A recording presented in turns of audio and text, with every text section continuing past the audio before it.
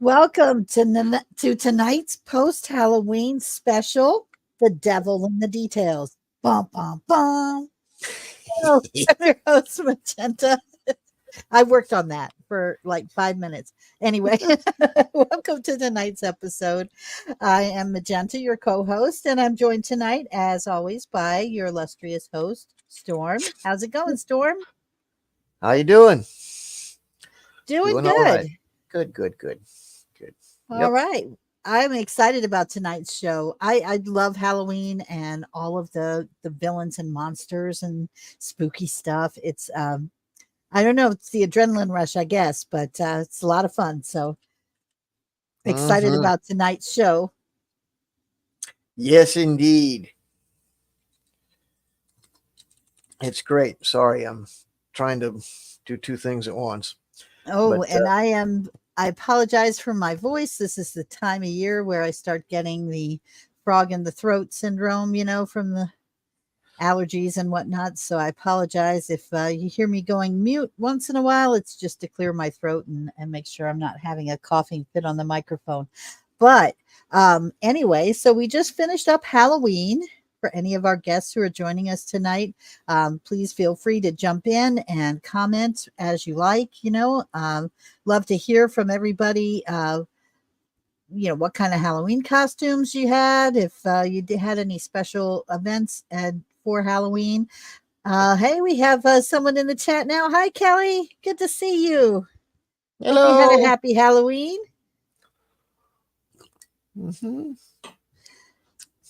Yeah, Halloween's a great time of year, and this is where we kind of get some of the best villains in history come out to play. We get to see them live, so thought it might be a good time to discuss villains in your war games and RPGs and how they are, how to have a good villain. Thanks for the happy Halloween.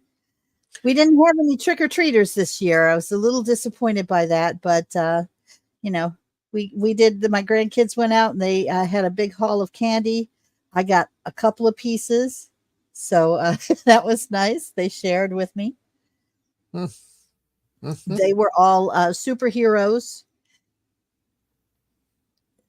What superheroes were they? So we had a Spider-Man, and we had a Deadpool. And then my granddaughter, was a wizard from Slytherin. So everybody is that there's going to be a geek out there that's going to say that's not a superhero. Yeah, no, she was she wasn't really, she's super, but not really a hero. I forgot she had to go to the dark side. But anyway, it was fun. Yeah. That's good. Good. Glad you could enjoy it's amazing how warm it's been. Yeah. Here in Wisconsin, normally, you get a cold, rainy day for Halloween, but we've been blessed with some extra wonderful weather. So, well, in our neck of the woods here, we got a lot of wind and it was cold. So it was more like an appropriate Halloween time. Right. So that was cool. But yeah, I got to thinking about all of the different villains and stuff that are in there, and not a whole lot of D&D villains or monsters that end up in Halloween costumes. But I often wondered why some of the traditional villains don't end up in D&D and RPG games. Well, there's a few, but there's a setting. Remembering everybody that Magenta's new to the scene, and there is a setting that was created called Ravenloft that does handle that, and it's basically, I've always said that what Ravenloft should be, and isn't, some people say it isn't always, criticism about the products and all that, but generally it should be a Hammer film with an adventuring part. But it does cover your 1930s. Was it MGM that made those classics with Lugosi and Lon Chaney and I always forget the Boris Karloff. Yeah. Yeah. How could you forget Boris? Yeah. Oh, those were all the best. Universal, not MGM. Yeah, Universal. Okay, good. was it? I don't know. I never keep track of that stuff, but yeah, with all the Frankenstein monsters and Hmm. I mean, obviously, witches are a big part of Halloween, but I think for totally different reasons. But Yeah. the Well. other monsters and stuff were kind of born out of science fiction, which I always Mhm. found fascinating. Right. Mary Shelley was kind of the the first The sci-fi. mother of Yeah, she Yeah. was the mother of science fiction, which is Hmm. awesome. Hmm. Although, it's weird because when you read the original Frankenstein, not what Hollywood did to it later, but if you just read the original Frankenstein, it's not really as scary. It's more of a statement on how what's scary about it is the people. The Yeah. people were the monsters. If you get back into the story, I mean, obviously Frankenstein looked like a monster and he did monstrous things, but he was like the way people reacted to him just because he was gruesome looking, that was enough. That's all they needed. Yep. Yep. Yep. I can't. I've never been able to mention Frankenstein without mentioning Young Frankenstein. Um, Oh, uh, I love that movie. That's a good she one. just had a death from one of the cast just a couple days ago. So Oh, who yeah, was it? um, I can't believe I'm drawing a blank. It just happened. Uh, my Terry God, Garr? yes, she just thanked Oh, me. I can't believe I forgot her name. It just happened 2 days ago, and so um, he would have an enormous Schwanzstucker. So yeah, it just oh passed away two man. days ago. At 79 years of age. Really sad. Oh goodness. Yeah, that is sad. I've Put always liked the her. candle back. So I've seen that movie so many times I can pretty much quote the whole thing. Yeah, But yeah, it was a that great movie. mhm, good comedy.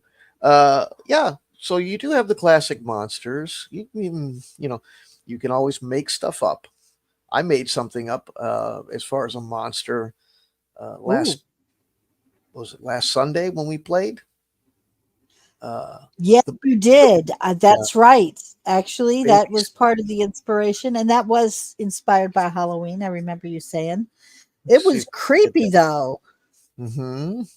It was a creepy flower with the evil baby's head in it. It was really gruesome. Yeah, yeah. I'm trying to see if I can if people can see that. I mean, yes, it's AI, folks. Don't get your hackles up. It was just something that I came up with quickly um, for a game. I'm not capitalizing off of it or any such thing like that. But let's see if we can get this to. It kind of reminded me, your creation kind of reminded me of a melding of like Chucky and the Disney Alice in Wonderland, where all the flowers had the faces in them. Yes, yes, indeed. I don't know how to get this to show up. Let's see. How do I get this to show up? I don't know how to get it to show up. Oh, I how have about to here? say, Here we go. Can you okay, see that? yes, we can see it. Okay. Yeah, So and that those was little things, they like jumped on us in mass and tried to eat our faces off. the angry Gerber baby strikes. Up here. There we Somebody forgot to pay for the Gerber baby insurance. go. So I just you can always come up with something, and it was on the fly. I was trying to. It was my Halloween thing, and I was trying to freak people out. I was trying to go for a theme, and I wanted something that was different. So you can always come up with things. You're not bound by the material that you have, no matter who you're playing with or what system you're playing with. You always have the option of doing your own thing, coming up with uh, you know good NPCs or good monsters as part of the creative process for DMs or GMs or game referees, whatever you want to call them. Yep. And they were like a surprise. What was good about those at first, when you were telling the story, as we were going through, we were exploring this cave-like setting, and there was these flowers, and we didn't know really. It was dark in there, so somebody decided to use a torch, because we could tell it was kind of flowers, but we couldn't see any details or anything, and it was I kind of thought it was going to be like poppies or something, like, from the Wizard of Oz. It was going to put us all to sleep. But when that torch went off and it's evil babies inside of flowers, it was creepy. I was not expecting that. I think that's one of the best things in a game too, is to have a monster that is completely unexpected. Never heard of, seen of, wouldn't think. You think innocent flowers, and then boom, they eat your face off. Yep. That's I listen. I'm going to do it again. If anybody ever listens regularly, they might call me on doing this, but I'm going to invoke Rob Kuntz again, because it was such a fascinating thing to listen to one of the creators talk, and he was discussing black pudding, which is a fairly well-known monster from D&D, was completely manufactured on the fly by, I believe, Gary, maybe one of the other, maybe it was Dave, but somebody that else was GMing came up with that just on the fly. Just the idea of something that didn't have any shape, didn't have any face or person. It was just this, like an oil slick coming at you. Have you seen I'll never be able to find it in time, but there's actually an animal that these guys got it from, and it looks like an oil slick, and it consumes things. It doesn't chew them. It just secretes something to break it down, and then kind of ingests by osmosis. It's like the blob from the it is. It's like the blob. It's an actual sea creature, but it'll come up, it'll wash up on shore like a jellyfish, and it'll eat stuff. But it's black as night, and it looks like oil, and it's just this gelatinous form. Yet another thing to be afraid of at the beach. Right. But apparently somebody had a strong biologic. They might have listened in class where everybody else didn't. They came up with this. But that's the kind of thing you just come up with on the fly, or there's always some origin for it, some inspiration, for your imagination. Doesn't make it any less creative. And that was one of the great examples. So, yeah. So tell me more about this Raven. What was it called again? What's that? Raven. You mentioned the Raven. Was it Ravenloft, or what was it called? Oh, Ravenloft. Ravenloft is just it was just the idea of kind of it's a campaign world, and it's basically D&D goes to Dracula's castle, but it also has some of the other, as I was corrected, universal creatures in it. So it really is a classic monster fest, among other things, that was made for D&D. One of the many products made over the years for it. Yep. So kind of, with the name, it kind of sounds a little bit like Edgar Allan Poe too. Yeah, I'm sure there was a little bit of that involved in it. But here, we'll get you the picture. The picture is your classic Dracula type of picture. Awesome. It's very, I think probably here's the most famous picture from it. Let's see how we get this little machine to show what I want here. Link a new tab. All righty, let's go.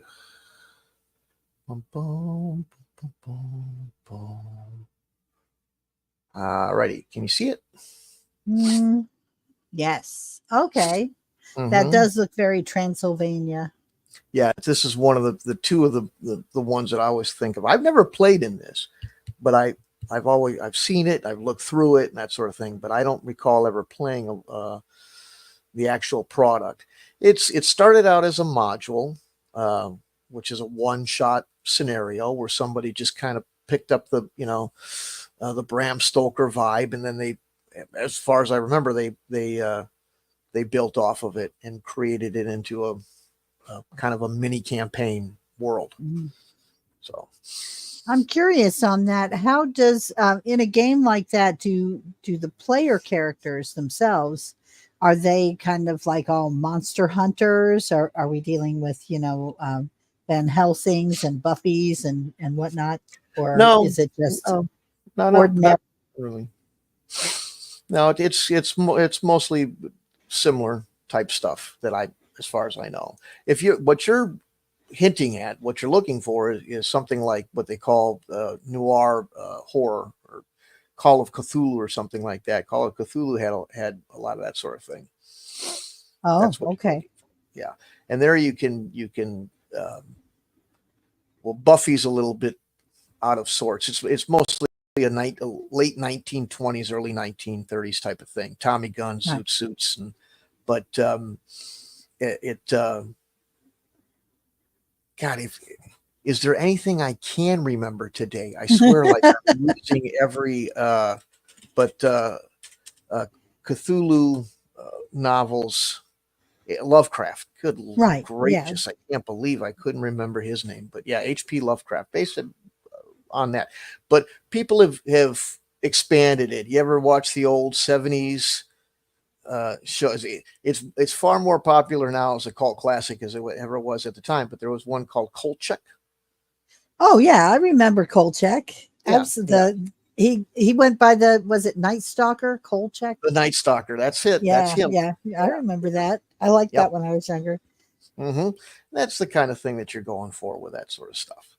And of course now you can, if you want to get creative, and something like my Paracosmic Convergence that I'm putting out, and Magenta's co-authoring and helping with, and we're putting that out.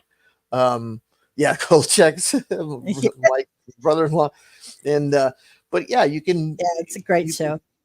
definitely expand that out to the modern stuff, Buffy and Supernatural and all that, but it has its roots in that older vibe. Um, I don't know if you could mix Buffy and Supernatural, which is a shame, but they're very different in their lore about vampires in particular. So I don't know if they'd ever be meldable. that is an interesting take. What do you do with that when you're creating that kind of thing? Maybe we'll have to have a show about that someday. How to square things away when there's contradiction like that. Usually, it's Oh just a matter yeah. of choosing which way you want to go with it and all that. But yeah, hmm yeah, Buffy's a little closer to the traditional vampire lore where they can't be out in the sunlight. They kind of burst into flames and sun. And some of the other things, like they don't have a reflection, all of that kind of stuff.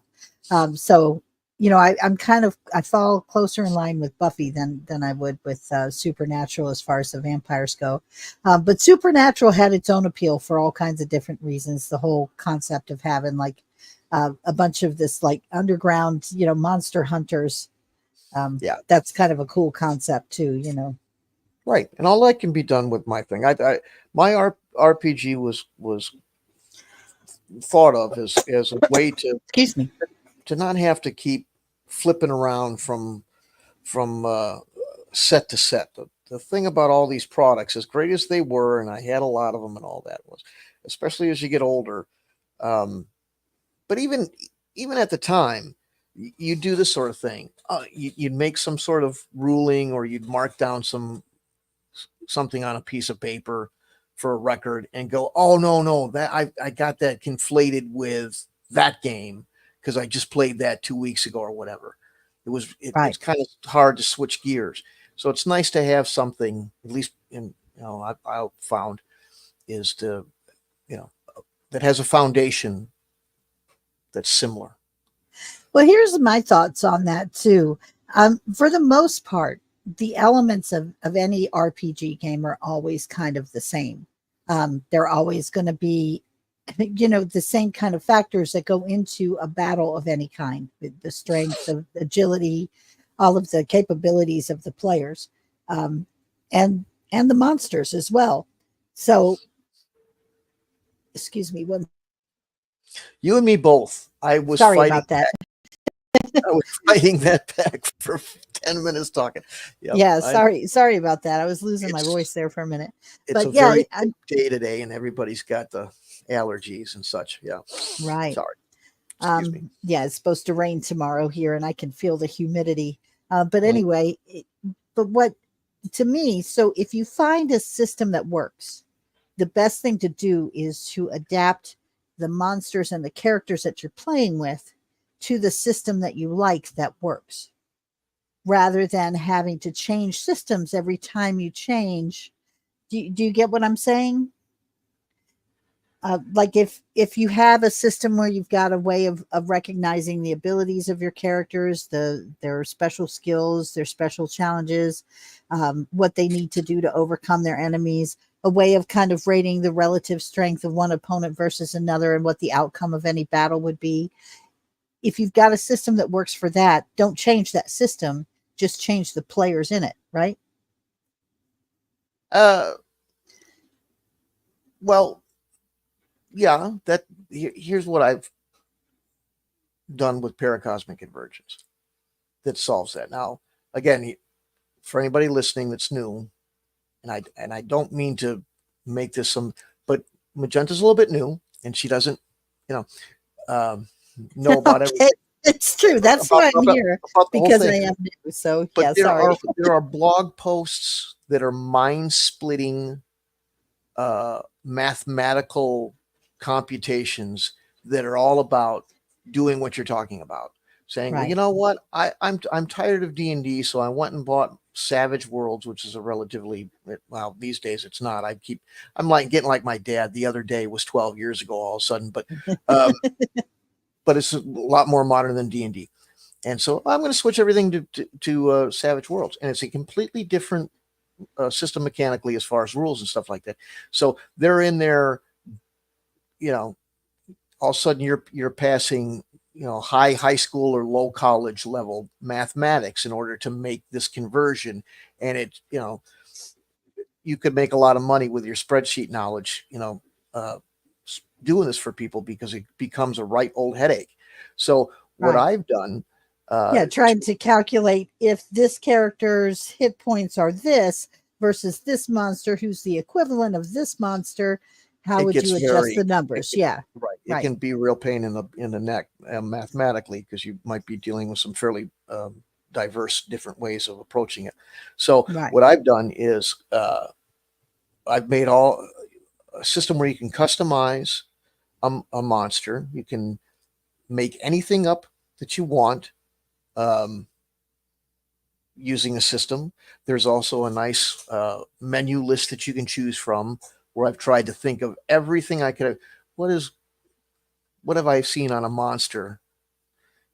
Claw, tooth, uh, wings, whatever it is, all the different features and things like that. And Venom. venom, yeah, all the different attacks, all the different all the different things they're made out of, bone, wood, all that stuff, and uh, a little list of points, and a system to point build uh, anything you want. It saves a lot of mathematics and headache where you're sitting there with two rule books going back and forth and transcribing and mathematically calculating and all that. So you can take anything you want from any other game, from anything you've seen on TV, anything, just have you physically seen this thing? Or can you make it up in your mind and say, this is what I'm picturing, and it's got these, nasty fangs and big claws or whatever have you. And then go to the system I've created, and you can spec that out so it works in paracosmic convergence, instead of going, how am I going to, the term they like to use is port, which is actually a term borrowed from video games, where you take a program that Cell was phones written on, too. right, some sort of if I wrote a program on an Apple, how do I port it to an IBM compatible, same type of deal. And you don't have to Right. do that porting, which can be mathematically, well, so that's Right. how we do that. Well, that's kind of what I meant. I just assumed that was the way everybody would do it. Why wouldn't you do it that way? I'm Versus sure like, I'm not unique, but I know that it's something that you don't see often the right. way I've done it. Hmm. Well, yeah, and it makes sense to do, and it also lends itself to, say, you want to build your own character. I mean, Yeah, and that's kind of one of the things I was hoping we'd get to talk about on this is creating a good villain, something new and different, and it doesn't necessarily have to be a monster. I mean, I'm thinking monsters because of Halloween, but it could be any kind of. I mean, there's plenty of human villains out there that are scary enough. I mean, that you could create for a story. And I think everything from Dexter to Hannibal Lecter to what you could put those would certainly be super villains in any sense of the word, or even people who megalomaniacs who want to take over the world, Pinky. mm, But anyway, those kinds of things can all be put into the story as well.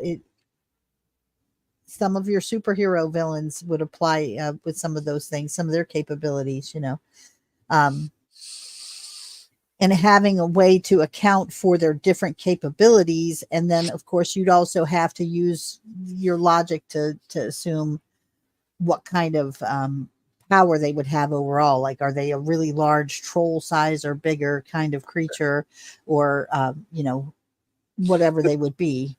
right. Um, and you account for that and how hard how many hits it would take to defeat them. But the other thing too that I find interesting when it comes to creating the good characters like that is whether it's a monster or a human.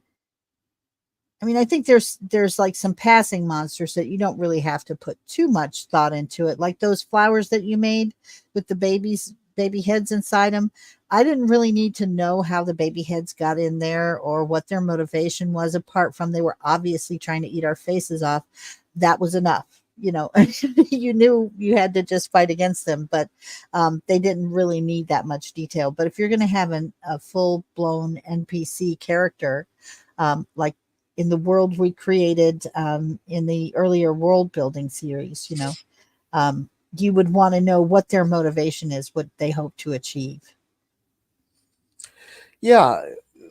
Um, as just as a little quick side note, as far as the face-eating baby plants, Uh-huh.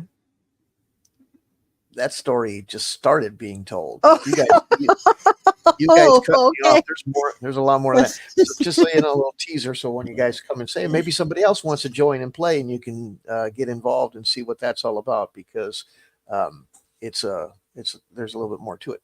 Um, Okay. but I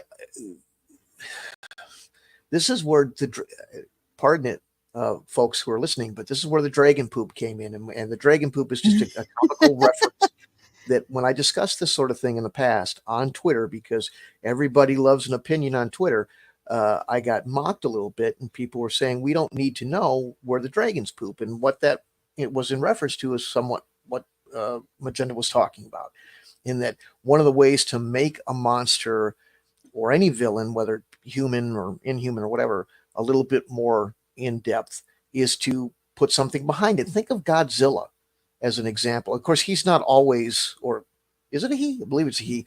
Um, Not always the villain. Depends. There was that one where Yeah, he was she it was definitely a she because she was laying eggs in New York, but that's I think the exception.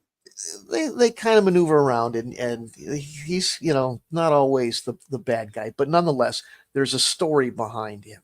He's not just something, or she, whatever's appropriate for the, but that's just hanging around causing trouble.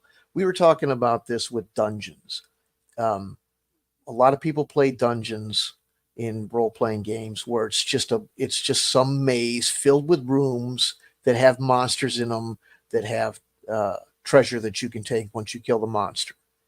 And you go, Right. well, okay, well, how did that all happen? Who cares? We just want to kill monsters. You play any game you want. I've done that too. But after a while, it seems more like a paper video game to me. Why are they there? What I wanted a more in-depth story.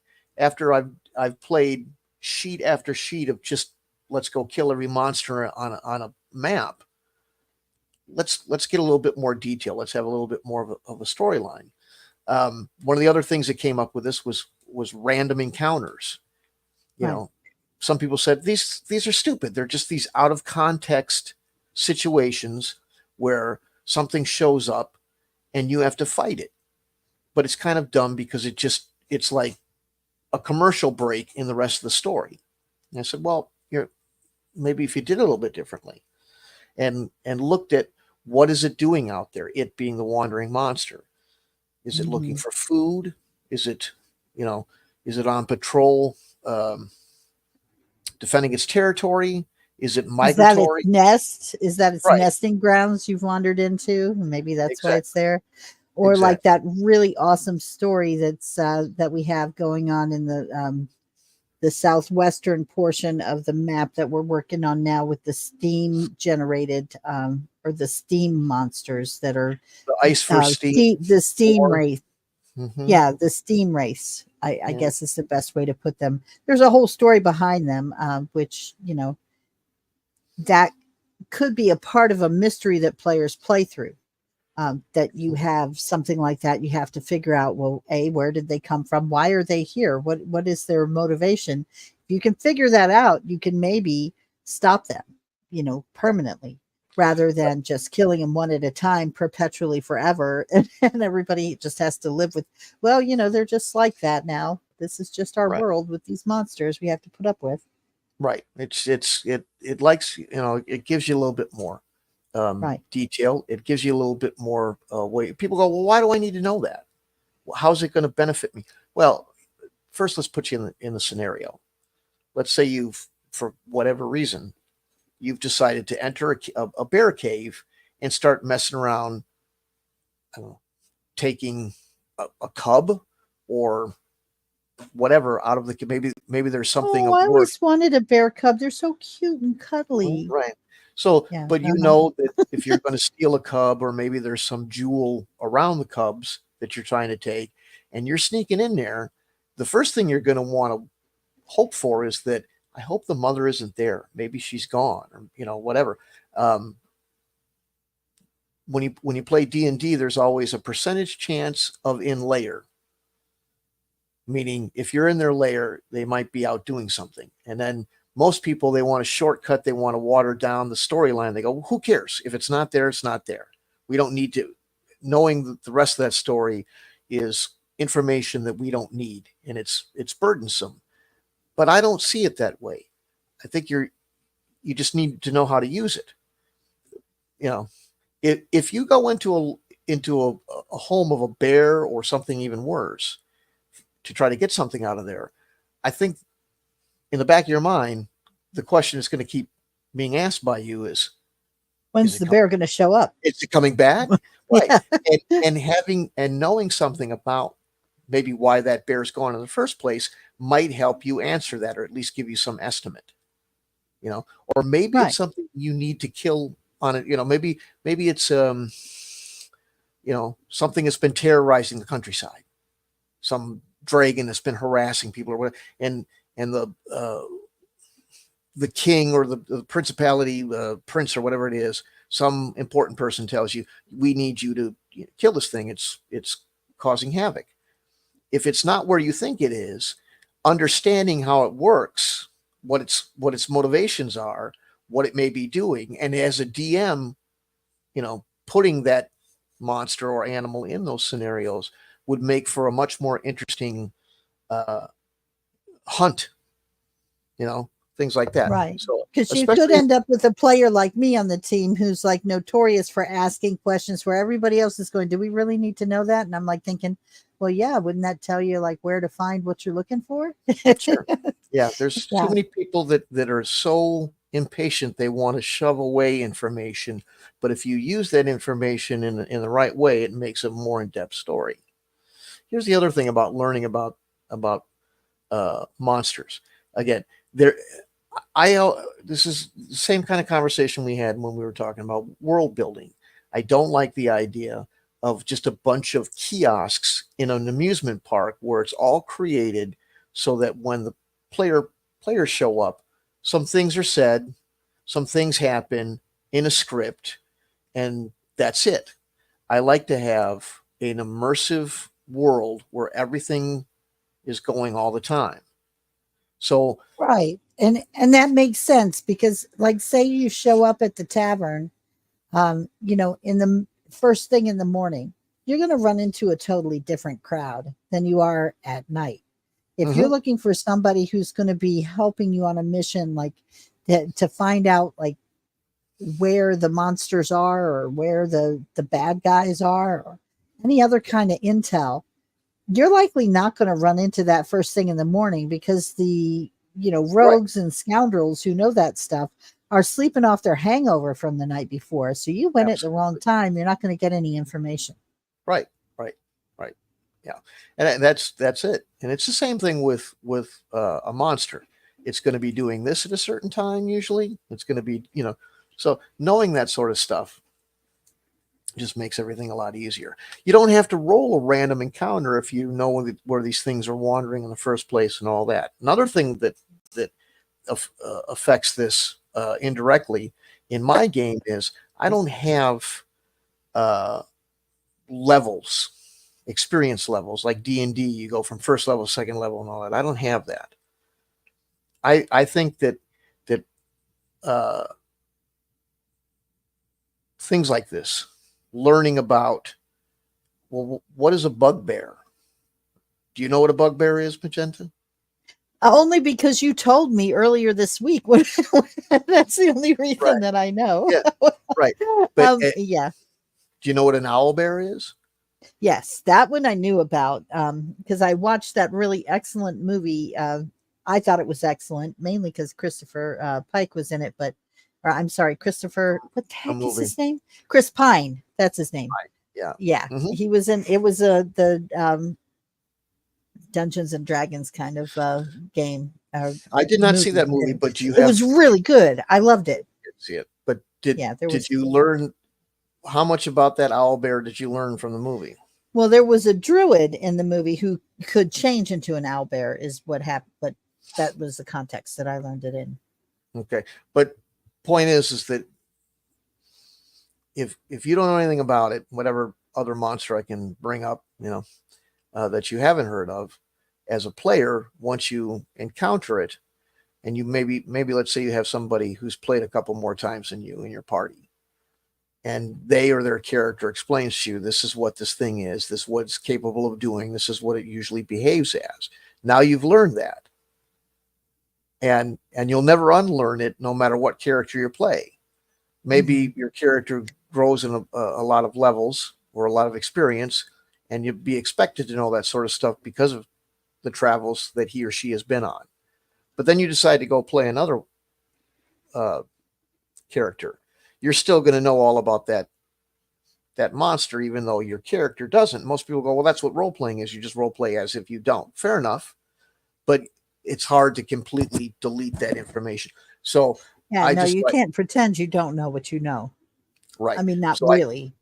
no, not really. And you kind of got it. And people are play it, and you understand that it's a little bit of a you can't completely get rid of it. But the point is that if you have all this, it's just another way of having experience as a player to learn these things.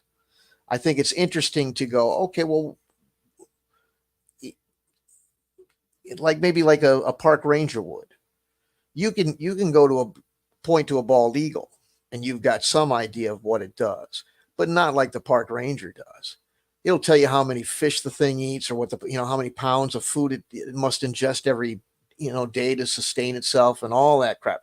Now, a lot of people go, "Oh, I don't need to know about that to play a game," and I'm not really saying that you do. I'm using it as an example, and it might be a little bit overly detailed. But the point is that as you accumulate knowledge about these monsters, you'll be able to work with them better. You'll know a little bit about how to handle them. They become a player in that, or an NPC in that they have a personality, even if it's just raw instinct, and they have patterns and ways of movement that you have, instead of just being this thing that's standing there waiting to fight you.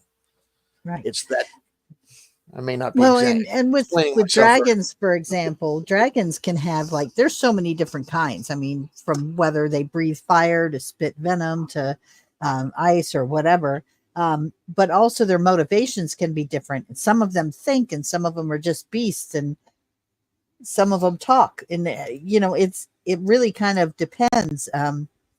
In like Chinese lore, they're magical and sometimes very, very helpful to people. So it all depends on what kind of dragon it is. They could be as varied as people are. So you wouldn't really want to assume in a game necessarily what the dragon's going to do or what they'll be like, which is where if it's a vicious dragon and it's killing people, you might want to know where it poops because that'll tell you where it's been because Mm-hmm. Mm-hmm. they fly. Right, right, right. So, what you want to do is you want to make sure that this in-depth detail isn't too in-depth, but it gives something about the motivations again, whether it be instinctual or because some monsters in these games, like you say, are capable of thought and they're self-aware, and others are just mindless beasts. But Mm-hmm. give them some motivation. It's kind of cool if you can make them unique and memorable. Not all the time. You can't always make new stuff. People want to still run into the owl bear and the troglodyte and the cobalt and all that they've run in before. But having some unique stuff like magenta and our discussion about the flowers is a good thing. This helps challenge the players. Same with villains. If we want to talk about villains themselves a little bit outside of monsters, we should probably hit that a little bit too, huh? Oh yeah, one of the best villains I've seen recently, and I don't know if anyone else has seen it, but was the Lord of the Rings, the Excuse me, I'm the sorry. Amazon where they're going back and doing the Rings of Power and exploring, the origins of Sauron and everything. Um, Hmm. Very good villain in that case. One of the Yeah. best I've seen in a long time, and I don't want to give any spoilers, so unfortunately, I can't get into the reasons why without giving those spoilers away. So I'm going to avoid that. But just a complex villain, not a cookie cutter. I want to take over the world. And even some of my favorite shows have stooped to that trope. Like I remember one plot line in Buffy where they want to release this demon that's going to just suck the world into a vortex and drag everyone down to a hell dimension. Well, why? I mean, that means everybody has to live there, including the vampires who are doing it. So why would you do that? That makes no sense. And although that show was self-aware enough that they did have Spike come along and go, "Yeah, I'm not down with this because I like the world as it is. I like having people to hunt. If we were in a hell dimension, I wouldn't have all the benefits that I have here on Earth, and I don't want it to end." So he turned traitor on his pals, his vampire pals there, and stopped the apocalypse in that case. But it's just that kind of thing to me, that whole cliche, like, well, of course villains want to destroy the earth, and why? That just makes no sense. I think a more realistic motivation is better to give them like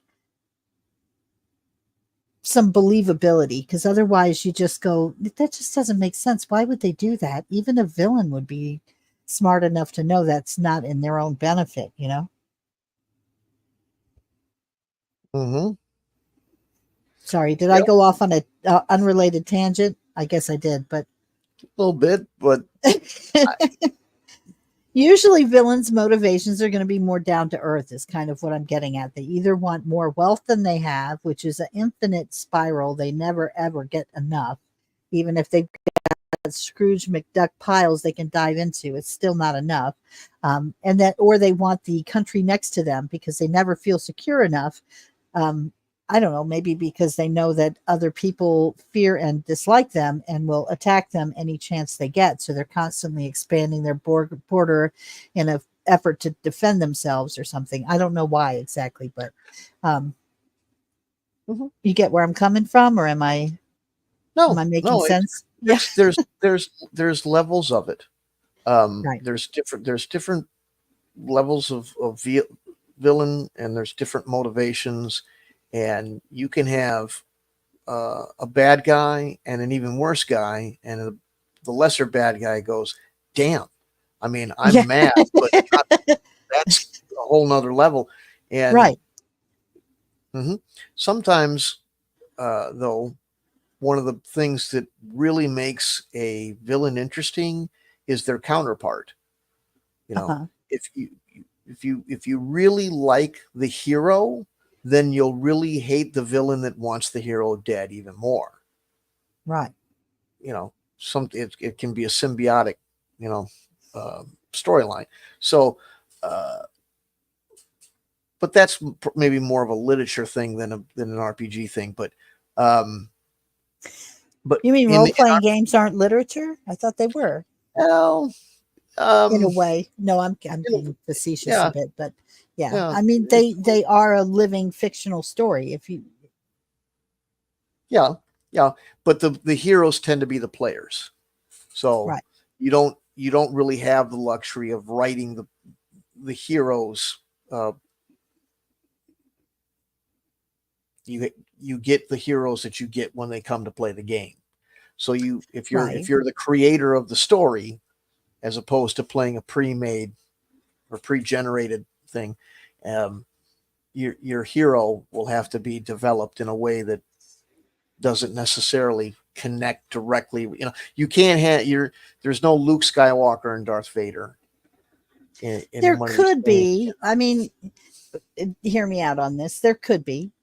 You could have, and in fact, there kind of was when we were playing Ash Worlds to an extent that, or there was going to be. We didn't actually get there, but so you can be playing in that world where there are two major forces that are battling and you've chosen your side and you're fighting Mhm. on the side of good, on the side of, you know, the Jedi versus on the side of the Sith lords. So that there is a place in that realm where you do have a hero that's going to counter the villain you're after, and you're Well, going to be fighting mhm. fighting the forces to assist in that battle, but you're not really the one taking on the That's my point. You're right. not really making, and that's a faction versus a faction versus what I'm talking about as a individual versus an individual.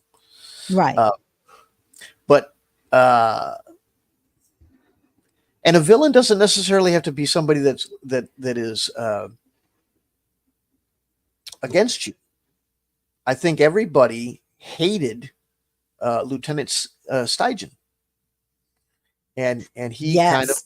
was a we're talking for anybody who's unfamiliar with what we're talking about. It's a Star Wars West End Games D6 campaign that me and well, I ran and Magenta played in, and one of my Mhm. guys was a guy named Stygian, and nobody got that surname right. That always made him mad. He was actually patterned after a movie character, but one of the players, I used uh, to call him old stingy, but that was just me. right, and some people call him Stiggy and stuff like that, and he was meant to be patterned after a particular movie character, but because of the interactions and the way that we had of one player who was a little bit unique in the way he was doing things, uh, he kind of took on a different life, and he became a far meaner and angry individual than I originally expected him to be. I kind of changed Well, him up. when one of our own team members went villain on him and just punched him in the face, I think that was the turning point for Stygian. Yeah, that was one of it. He was That was a unique game, I have to say. yeah. The other players really made that game unique. Well, one of the yes, that's true, and that's but he was supposed to just be kind of a trope for fun.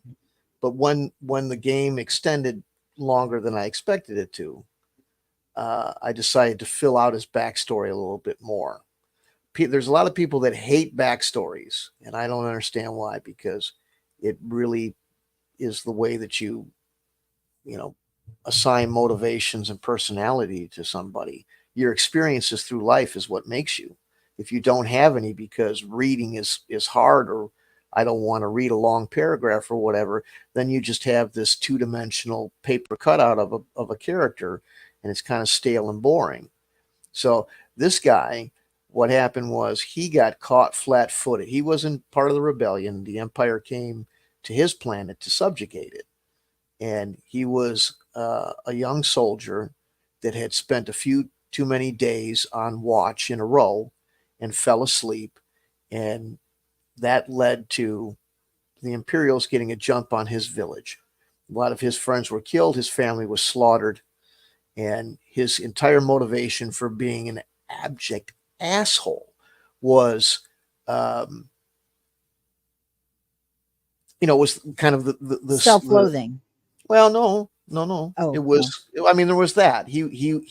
I suppose, in a way, because he blamed himself, and he endeavored to never let that happen. Once he joined the rebellion, he was going to make sure that everybody didn't have to go through that, and that kind of tragedy didn't happen, because he was going to train everybody the right way. So he was kind of the consummate drill sergeant.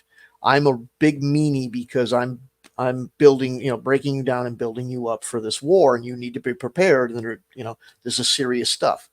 But yeah, when we had people who were enjoyed being insubordinate, um, I kind of It tripped his trigger. made it worse, because Yeah. the thing was, is I ended up playing this guy, as you do with most NPCs, and frankly, I want to get like the guy who did it made the game better, but at the time he was pissing me off, and it was, and I kind of focused that I discontent can through. see it. Yeah. This may be the time where we talk about the DM's, reaction, because it is hard. I can't expect that it's not hard when you've created this story that you're going through and you've got an idea of where it's going to go, but it's a living story. It can't be static. It's not going to stay the way you wrote it, because the other players are going to do unexpected, sometimes really stupid shit that just will throw it off and then in the middle of, after you've got all this other stuff done, you kind of have to totally change gears and find some way to get to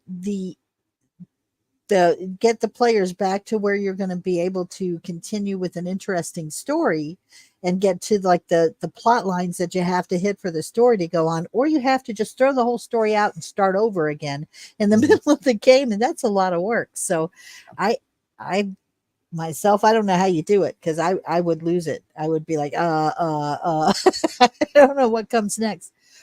So that's a question for you as a game master. How do you not lose it? Do you just have like alternate stories? Do you have like when, because in the end, spoiler alert, Stygian gets he loses his mind and gets sent off to like an institution for rehabilitation. Where do you think we drove him crazy? What happened was, is I think that I started to realize that I may have taken the dial on that guy up a little too high. Yeah.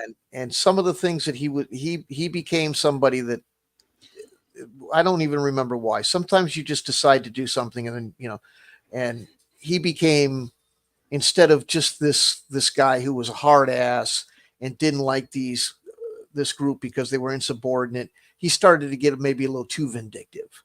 And I realized, hey, this is going too far. You're taking this guy too far. So, and when I said, you've got to ease it back, because you're going to look like you're using this guy to sabotage the players, and the players are going to start thinking you're out to get them with this dude.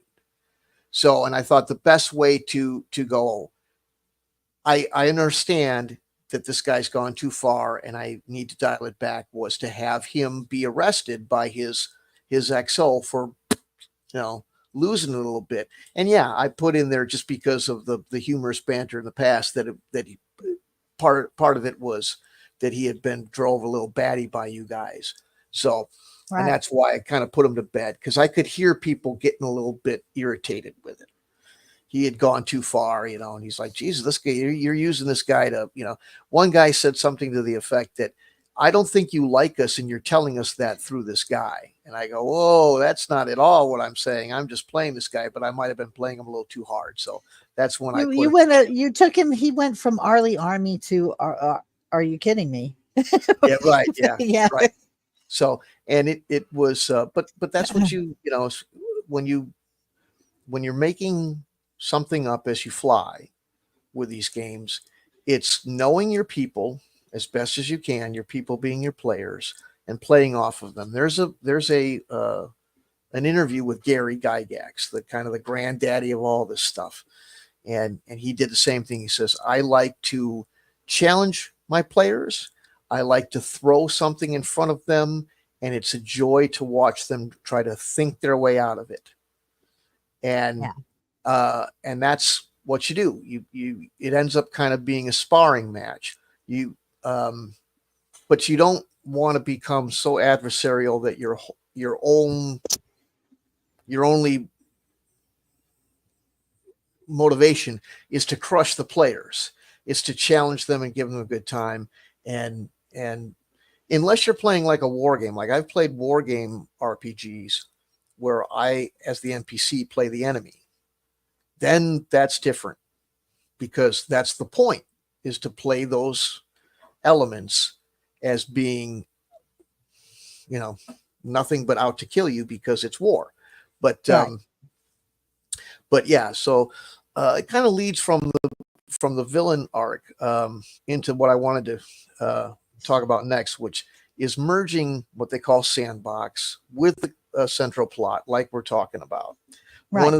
One of the great compliments that I received from one of my players, and it was in fact the same one who had accused me of using Lieutenant Stygian as a Stingent. Stingian is a his name is, yeah, Stingy, Stiggy, whatever you guys want to call him. His Stygian was it the Stingy. actual was the actual name, yeah.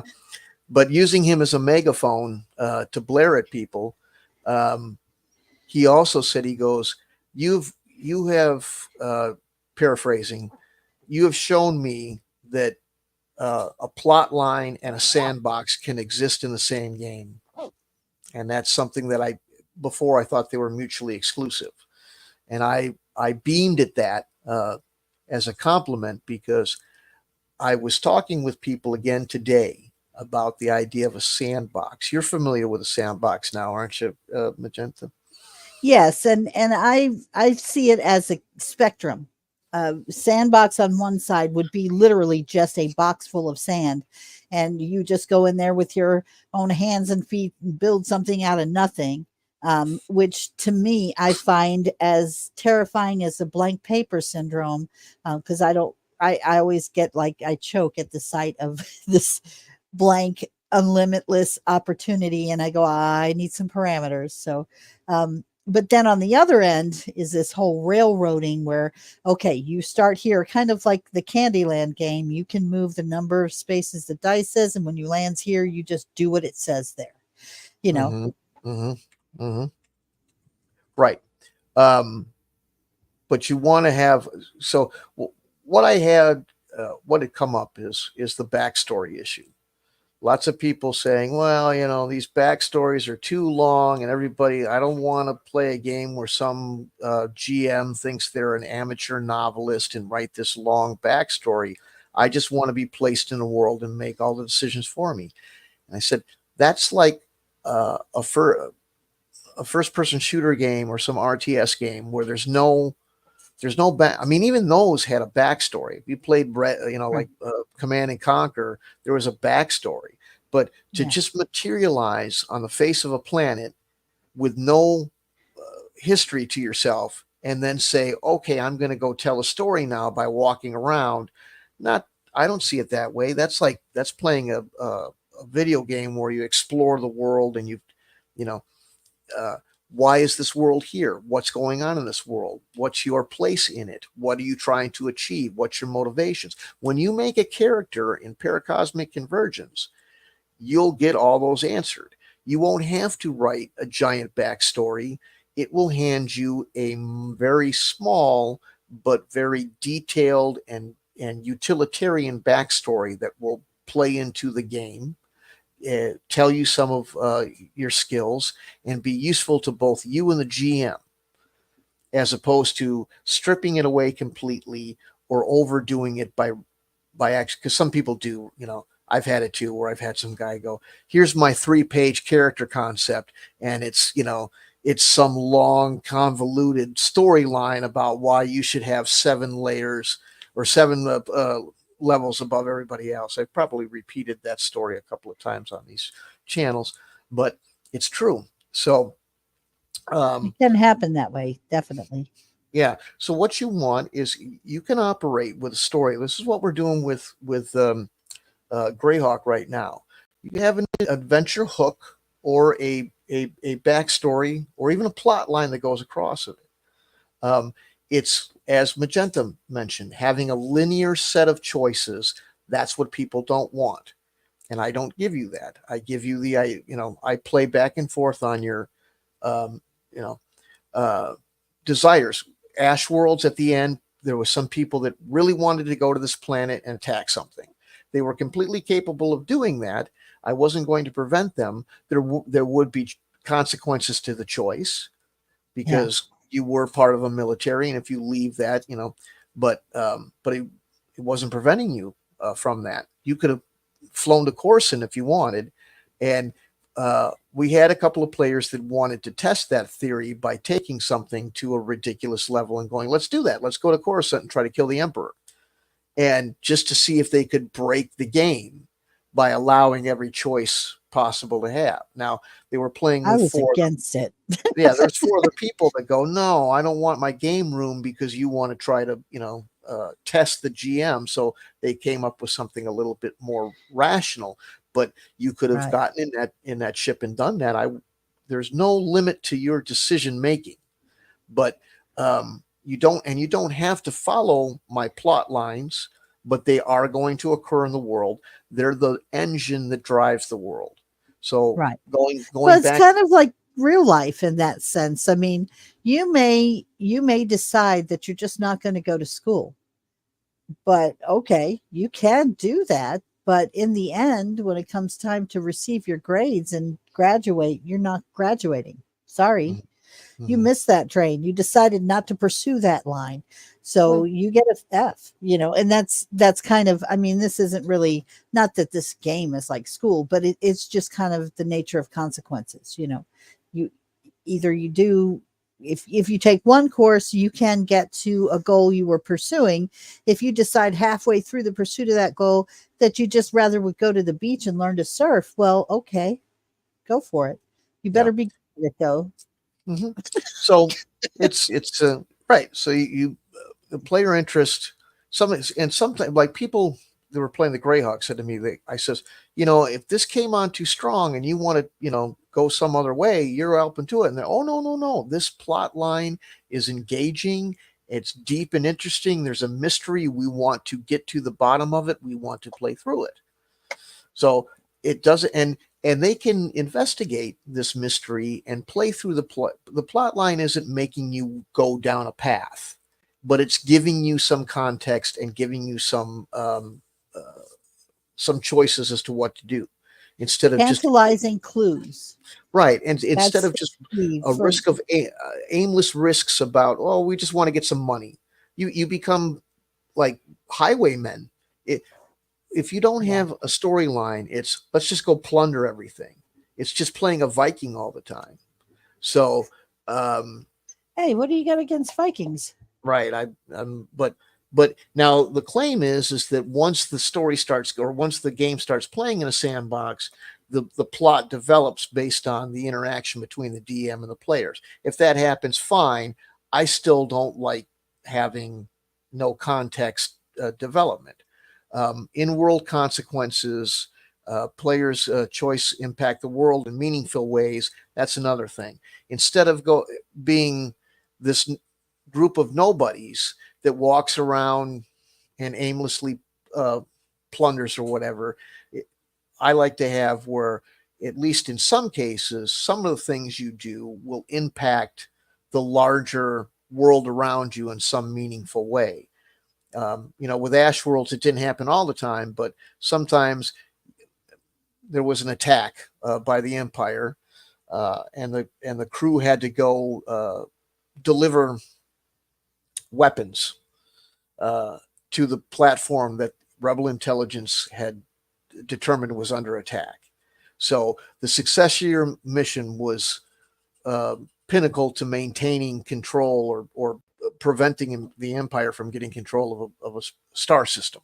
It had a meaningful after effect once it was done.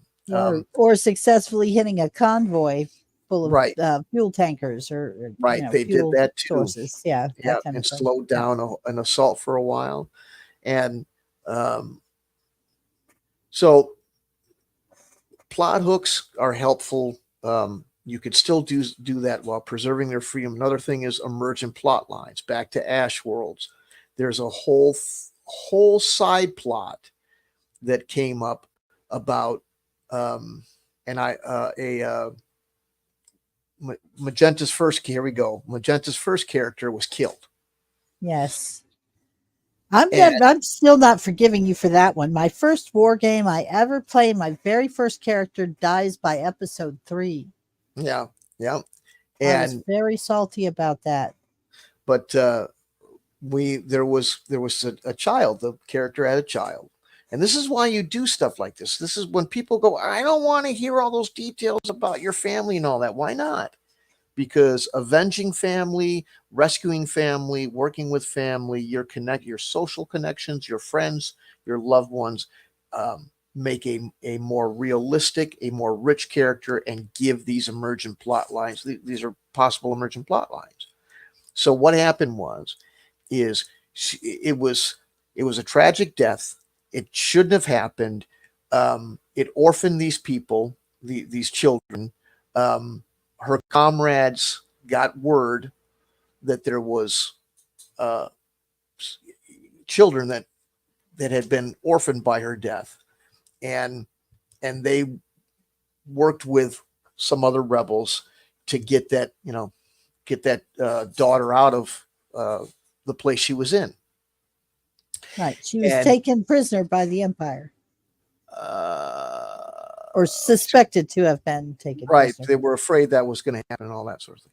So they took her in, and then she, the daughter, headstrong, made her own friend.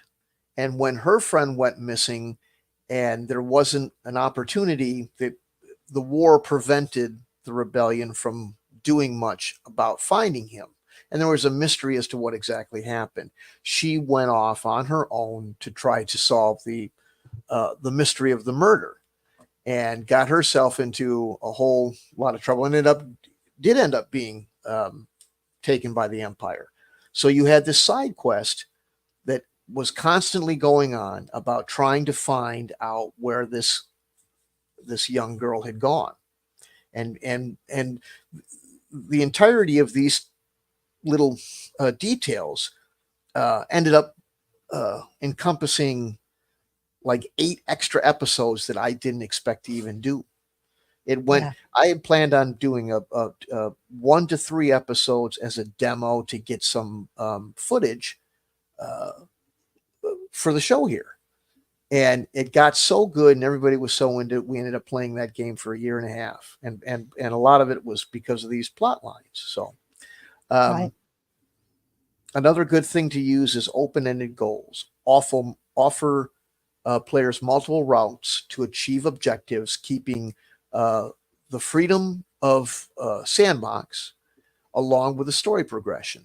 Greyhawk that we're doing now, they've decided to go to a particular area, a particular place on the continent, because they believe it will give them more information about we were led to believe. Let's be clear. Someone, an NPC, led us to believe that our goal was located in this place. Something to that effect, right? And yes. And as that was our interpretation.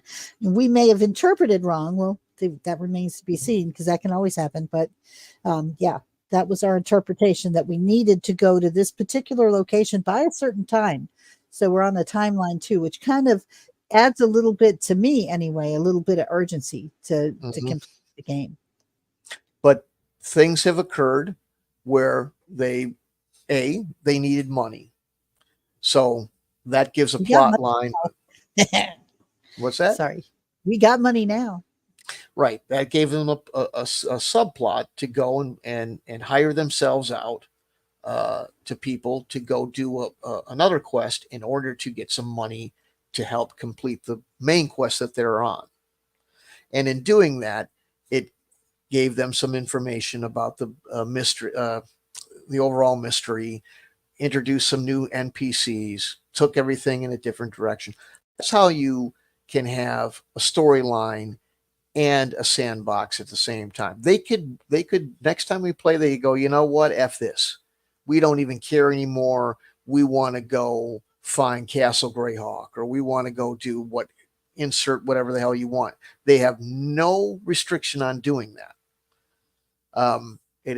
And they have no restriction on how they want to achieve what they've been asked to achieve by NPCs, if they so desire to do it. So you have full, as they like to say in the war game or RPG world, is player agency. It's not gone, but there's still a interesting plot line that doesn't just drive them, but it drives everything in the world around them. It's an engine for a world that's three-dimensional instead of a backdrop that's two-dimensional that they just wander through and have minor encounters with people. So not everybody likes it. I got a player that complains about having to do some of the role playing, but that role playing is interesting. It's fun. It drives the story, and it makes the game more immersive, because instead of just, oh, to me, if you take the operating, like going to a hotel for the night to stay, if you just turn that off, now you've got this video game where, oh, we don't want to spend the time, so we're just going to take the mouse and click it to go here. And we just walk there, and we want to fast forward through all that and open up the dialogue about paying money and shut it down and start the next turn. You want to play a video game on paper, whereas having a little bit of role playing with the innkeeper or maybe another guest there might be interesting and might give you a chance to get some information about the area that you're in. If you're unfamiliar with it, maybe some information about what's going on around you. Maybe there's all sorts of ways a DM can use that kind of small interaction to drive a story, to drop some hints. Maybe you can hire some people that are staying there that are also adventurers as hirelings, all sorts of things like that, or just have some fun. We had a bar brawl in Ash Worlds that was started just because somebody wanted to start a bar brawl, and it was kind of fun. Everybody enjoyed it. And there's some people that get all, upset about that because they feel that was an interesting episode, I have to say. And I was not expecting it, but we had one character that was a robot with some bad programming, and he just went off the rails and just said, oh, we're here because we're smugglers, basically. Yeah. And the local authorities are standing right there, and they're like, you come with us. That was about it. It was, yep. And then we ended up having to try and fight as a distraction to keep him from getting taken off to jail, which didn't it didn't really work, but at least he wasn't in jail alone and we were able to break him out. But that was a really interesting story. And that was probably one of the most fun games that we've played. So sometimes going off the rails can be the best thing you do in a story. But I think that when it comes to your method of playing, Storm, I don't know if it's all that common, and maybe people aren't aware that, if you're making a role playing out of the training to go up to the next level, or out of, your experience in the tavern to, buy a room for the night, that kind of thing. Most people expect those to be just uneventful, hi, good sir, I'm here for a room for the evening. What do you charge? Right. And it goes no farther than that. They don't expect that you might be able to ask anybody in the world, even the little kid that you see looking an ice cream cone on the sidewalk might have information. You don't know. Right. Unless you ask. Of course, it's also likely they'll just tell you about the giraffe they wish they had, but you don't know until you do it. Mm-hmm. Yeah, some people get kind of bent out of shape. Oh, we don't want to do that. It's slowing things down and all that. But um, uh, there's a famous little note in first edition D&D that everybody don't make me tap the sign, and they tap this little thing, and it basically says something like, uh, "It may be more realistic to make people do A, B, C, and D and go through this list, but it wouldn't make for a fun game." Problem one: if you tell me what a fun game is, you're telling me what your opinion is. When you can't go to speak for the entire planet when you say I don't broccoli tastes crappy. It may taste crappy to you, but not to somebody else. So right off the bat, that note, whoever said it, Gary or anybody else, I don't care. It's still an objective opinion, even if it comes from the grandfather of RPG. So, secondly, the list there is it's not a very good argument, because who's saying that you should be doing everything on that list? Who's saying you're going to role play every part of that list out? What I had people do is go find the place where they need to train, pay some money, and then go through training. And what the training was, for some, was just a few role playing tasks that gave them some information and some clues to go chase down. Um, One was ignored by a player because he got all stuffy about that and didn't like it. Okay, but that conversation that you had to shut off because it wasn't part of, you missed something about, you might have got something really utilitarian out of it. The other reason I have people do the training level up is it tempers it, and it doesn't come free. I do not like the idea of just going, oh, if I get 5 more XP points, I will all of a sudden have a whole nother hit point die, and I can do all that. Just snap my fingers, and all of a sudden I become this more powerful person. I want them to have to work for it a little bit. I And I agree also, with you on that one. I have to say, I understand gold for XP is kind of a mechanism, but the fact that it's gold for XP kind of makes it feel like you can just buy success. Like yes, you can be a better fighter because you have gold. yeah, Um, I mean, I can see it as like saying, "Oh, hey, you." I mean, I get it's a mechanism for you wouldn't have got the gold if you couldn't have fought well to attain it. So that hmm kind of makes sense. But hmm at the same time, I prefer, and this comes from one of my, I would love to do a role playing game. I don't know, maybe if I ever do my own role playing game, I would loosely base it on the world of the Wheel of Time series because I just love those books. But one of the things in those books is they have a heron mark blade, which you can only attain that blade by defeating someone else who has one. That's the only way you can legitimately win it. hmm You know, otherwise you don't really get you don't get to be considered a blade master unless you have defeated somebody who already was a blade master, and then you take their heron mark blade from them, and that makes you a blade master. So rather than just like I found some gold in a cave. Yeah, I mean, right. obviously, though, no one in Dungeons and Dragons really just finds the gold in the cave. You have to fight for it, but Well, what they, still, yeah. hmm No, go ahead. I'm sorry. no, I'm just saying. Still, it to me, if I'm going to earn my cred as a fighter, it's not going to come from buying it. Right. And what they do is is the counter argument is, well, it's just an abstraction. If you go Right. and if you want to get stronger, you go work out with weights. But in order to do that, you've got to pay to get into the place to work out with the weights. And my counter argument is, I can have a monthly subscription to a gym, never go, or just go there and goof off. And the fact that it Right. costs money to walk through the door doesn't change the fact that if I don't go through the regimen of doing that stuff, I don't increase in strength. And people took that argument, whether it be because I'm comprehension or articulation or a combination of both, or just because it was a good straw man to attack, and said, see, you want people to role play lifting weights. No, I want people to account for the fact that they have to do it.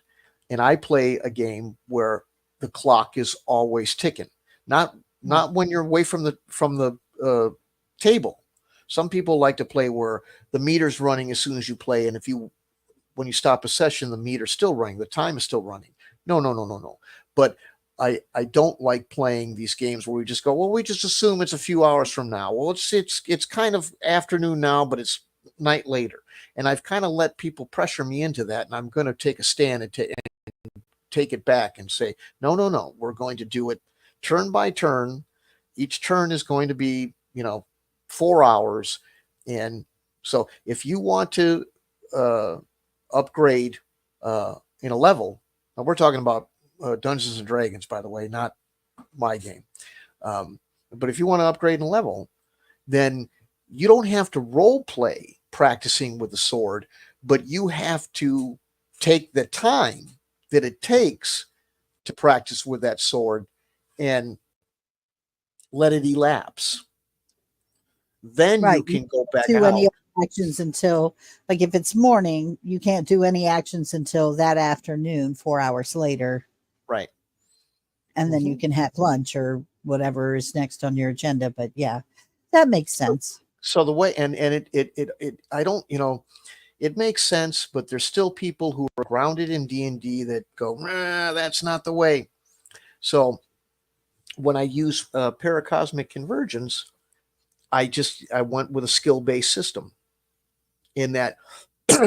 Describe that for us a little bit. What exactly do you mean by a skill-based system so everybody can understand it fully?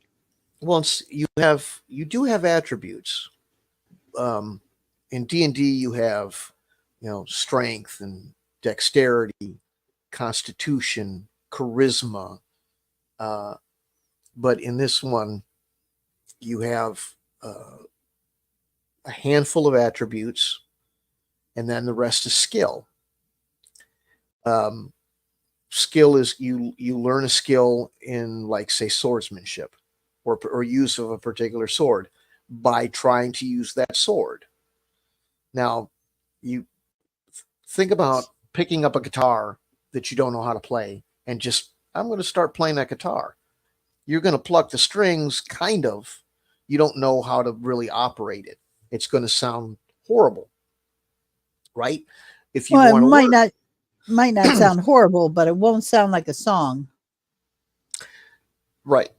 But if you want to learn, you could maybe, if you're real good with your ear, you might be able to figure it out by sitting and screwing with it for a while. And if I pluck it right here, and I don't even know how to play guitar, so but if I push right here on the handle and I strum right here, it makes this noise. But if I move my finger over here, it makes this noise, and start figuring it out. But that's going to take a while. You're going to slowly progress to a certain level, maybe. But eventually, you're going to want some formal training. And if you go to that formal training, that's where you're paying for it. If the service costs money, you're taking the time that it takes, and then you're coming out with a higher skill level. If you can learn through doing, but you can also learn through training.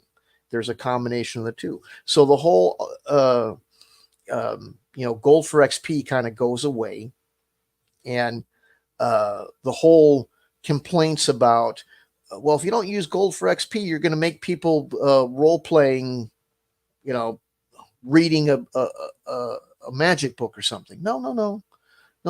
It's the same thing. You're going to see your skill in a weapon increase by using that weapon. You're going to see. Now, does that mean you have to successfully use it? Because, like, so how do you break the barrier of, like, you go from I'm failing, and then I succeed?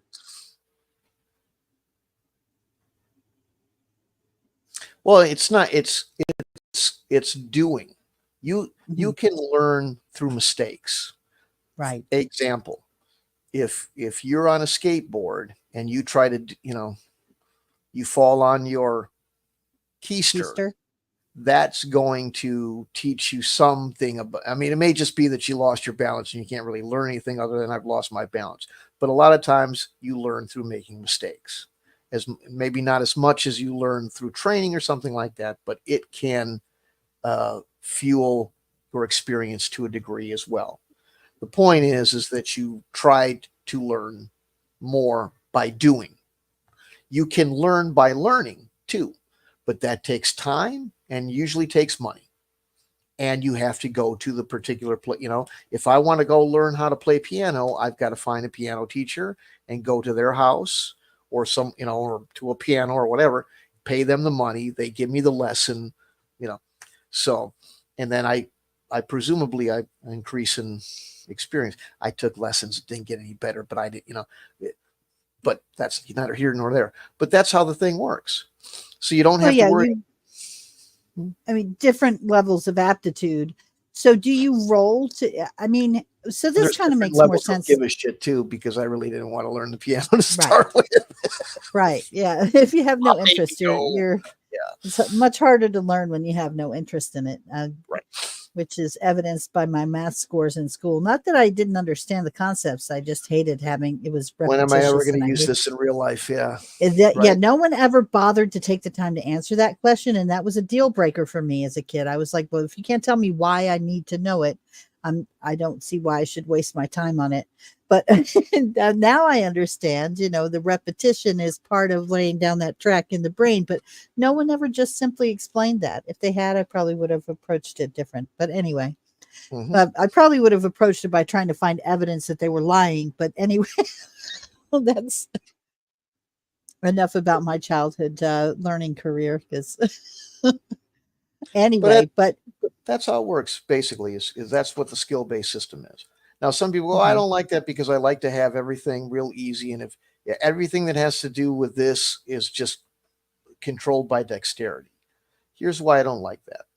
Dexterity, the system of strength, constitution, dexterity, charisma, wisdom, you know, all that is well thought out, because you can look at those terms and say, well, okay, You know yes, what that they real, mean. right. And when you read that as a rating, like D&D does, where it rates it from 3 to 18, you can see, okay, this is a very strong individual, but maybe not a very smart individual.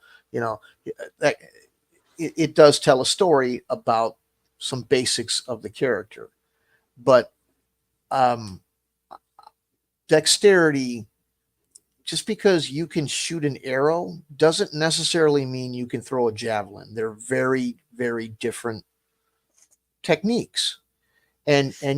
yes, you In fact, proficiency with one might throw off your proficiency with the other. Because if you try to throw a javelin, or I mean, you try and shoot a bow, and when you're used to throwing a javelin, you're not going to have, because with a javelin you would expect to have to arch it when you throw it. If you try and do that with an arrow, you're going to miss your targets. It's going to be a mess. yeah, it's just, you know, so, and people go, well, that's too much detail and too much writing, and no, it's not. Here it is. If you want to be a master with a particular weapon, then you're going to spend all the time using that. If you want to be a jack of all trades, that's what it means. You're a jack of all trade, master of none. So it gives more customization. It's not more complicated. All my system is a matter of modifiers. Uh, so the more experience you gain, the higher the modifier in the weapon you're using or the skill that you're using or whatever it is, and that gives you a greater chance of scoring a hit if it's a weapon, succeeding in your task if it's, you know, picking locks or whatever it is like that. And you can, you know, yeah. I didn't want to have uh, another game where every wizard is pretty much the same. I might not have this first level spell, but I've got the same choice, you know, of first level spells, and they're all the same. Now with mine, a magic user has a lot more. It's an archetype that has a lot more subdivisions in it. You might be somebody who's uh, you know, like one of the characters Magenta made was a. Were you an elf or a human? Probably an elf, but kind of a backwoods No, elf. human. No, There was a human. the one. No, she was a human. Remember, and she had the traveling magic, the transportation or I Right. forget. She I'm had different sorry. things. Basically, what Yeah, she was raised by a kind of a old hermit witch in the forest, and her right. magic was more about nature, more Yes. kind of more pagan or druid. She walk Whereas into a tree in one place and end up yeah, that was part of being the yeah, transportation magic. yeah, Yeah, using them as like portholes or port keys or something like that. So you can have Merlin type of magician or magic user, um, from the Arthurian tales, or you might have something more like Willow, maybe, or um, uh, I'm trying to think of a kind of story that has a the kind of a Iron pagan. Druid. I don't Right know if there, something anybody like that. else is There you familiar go. with that, but that was a really good book series that I Right, enjoyed quite a bit. right. Mainly Instead of because of the writing for the dog. The dog was incredible in that one. His yeah, animal companion that he yeah, could it talk was to. very funny. Yeah, Yeah, right. But yeah, I he was didn't. with sausages. It was great. Mhm. I didn't. I just didn't want everything to be white bearded, staff carrying, maybe pointed hat, maybe bald. They kind of all become variations of the same cookie cutter thing with some of these games. So same thing with fighters and all that sort of stuff. Sure, there's games that have more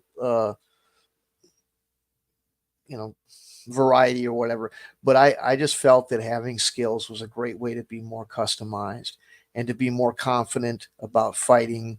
And a lot of people have a preference anyway about what Right. kind of weapons that they want their characters to have. In this one, you can specialize in it. You can become a master swordsman or whatever it is. So that's why we use the skill-based system on it. And you can develop skills in more than one weapon Sure, simultaneously, right? You sure, could sure. carry a sword and a dagger and Right, develop them because you're using them, interchangeably maybe in right. your missions, But depending the on what the balance, situation. sure. The Mhm. balance, absolutely, depending on the situation and what you need. The tools are in the box, and you can have more tools in your toolbox. The balancing factor is just like in real life. That would take time, and it would take money. If you want to be really good in a bunch of weapons, you're going to have to spend a lot of time practicing and learning them. So what Mhm. happens is you can gain a lot, several levels through experience. But if you want to reach that last top elite level, there's no way you're not, you have to combine some training with that as well. Just like Or that's why or maybe defeat a master in that craft, like the I Heron Mark that's White. well, that gives you the blade, but it might not necessarily give. Not in mine, it wouldn't necessarily make you the master. As far as you have XP from doing and XP from learning how to do. Right. So just like the I started out there, and we'll move on after this, but just to wrap it up and go right back to the guitar, you may be able to learn some chords self-taught, maybe even a little ditty, but eventually you're probably going to need to go to somebody that really knows how to do it to teach you to take you to that level where you can be a competent musician in a band using the instrument. So it's that Yeah. make sense? That does make sense. Hmm. So um, I have a question, and this is maybe a sidetrack too, but since I am new to this whole thing, why is it in D&D there's never any kind of like, you know, hand to hand like fighter skills like someone who's like, you know, karate or something, it's there is. always like, oh, there is? Okay, Sure. I haven't run into it yet. Hey, Savage, how's it going? Yep. Hey. Yeah. Welcome. Welcome. Yeah. There's there was Oriental Adventures, and that had that sort of thing. There was grappling, and a lot of people don't use it. I don't think I haven't seen a lot of people use it, but that sort of stuff exists. I have it. I have Okay. wrestling type of thing, grappling moves. I also have a system Monks, okay. for fighting. Yeah, for monks. Yep. And yeah, you'll see that a lot with D&D and all these things. Is there's a trope. You can see David Carradine a little bit in there, and uh, the kung fu and all that. But yeah, my RPG, the Paracosmic Convergence, you can wrestle, you can get in a bar fight. That's why I have the cojones as a hit spot in a lot of these hit charts, because fight dirty, poke that guy in the eye, uh, that kind of thing. Kick him into jewels. That so, but yeah, there's a full. That's why all my characters wear steel-toed boots. There you go. But yeah, so I like to be able to cover all. This is the things what I like with when people talk about complexity. I don't really see it as complex. I always hear people say complexity, and I think they often mean complicated. But I don't find it complex. Now I find it complicated. I do like thorough. I had a game I mean, it's not RPG, so you'll pardon the analogy, war game analogy, but I had a war game that I liked all right, but it was tanks, infantry, artillery, not much more. Then I had the one that had everything, like we had seismic sensors in the army. I don't know if people know that, but we had those that we used in perimeter defense in some cases. And it had like a little paragraph on how to use those. It had engineering and bridge laying and electronic warfare and all this stuff. And I said, that's the one I want, because I want to be able to have the entire spectrum of what I was familiar with and what would likely be employed in one of these battles handled. Not, well, that's too complicated, so we just water it down to a bunch of guys shooting rifles at each other because anything more takes too long to play and all that crap. I hate that sort of stuff. So my game has all that sort of, hand-to-hand wrestling versus boxing or karate and all that. Not complicated, just addressed.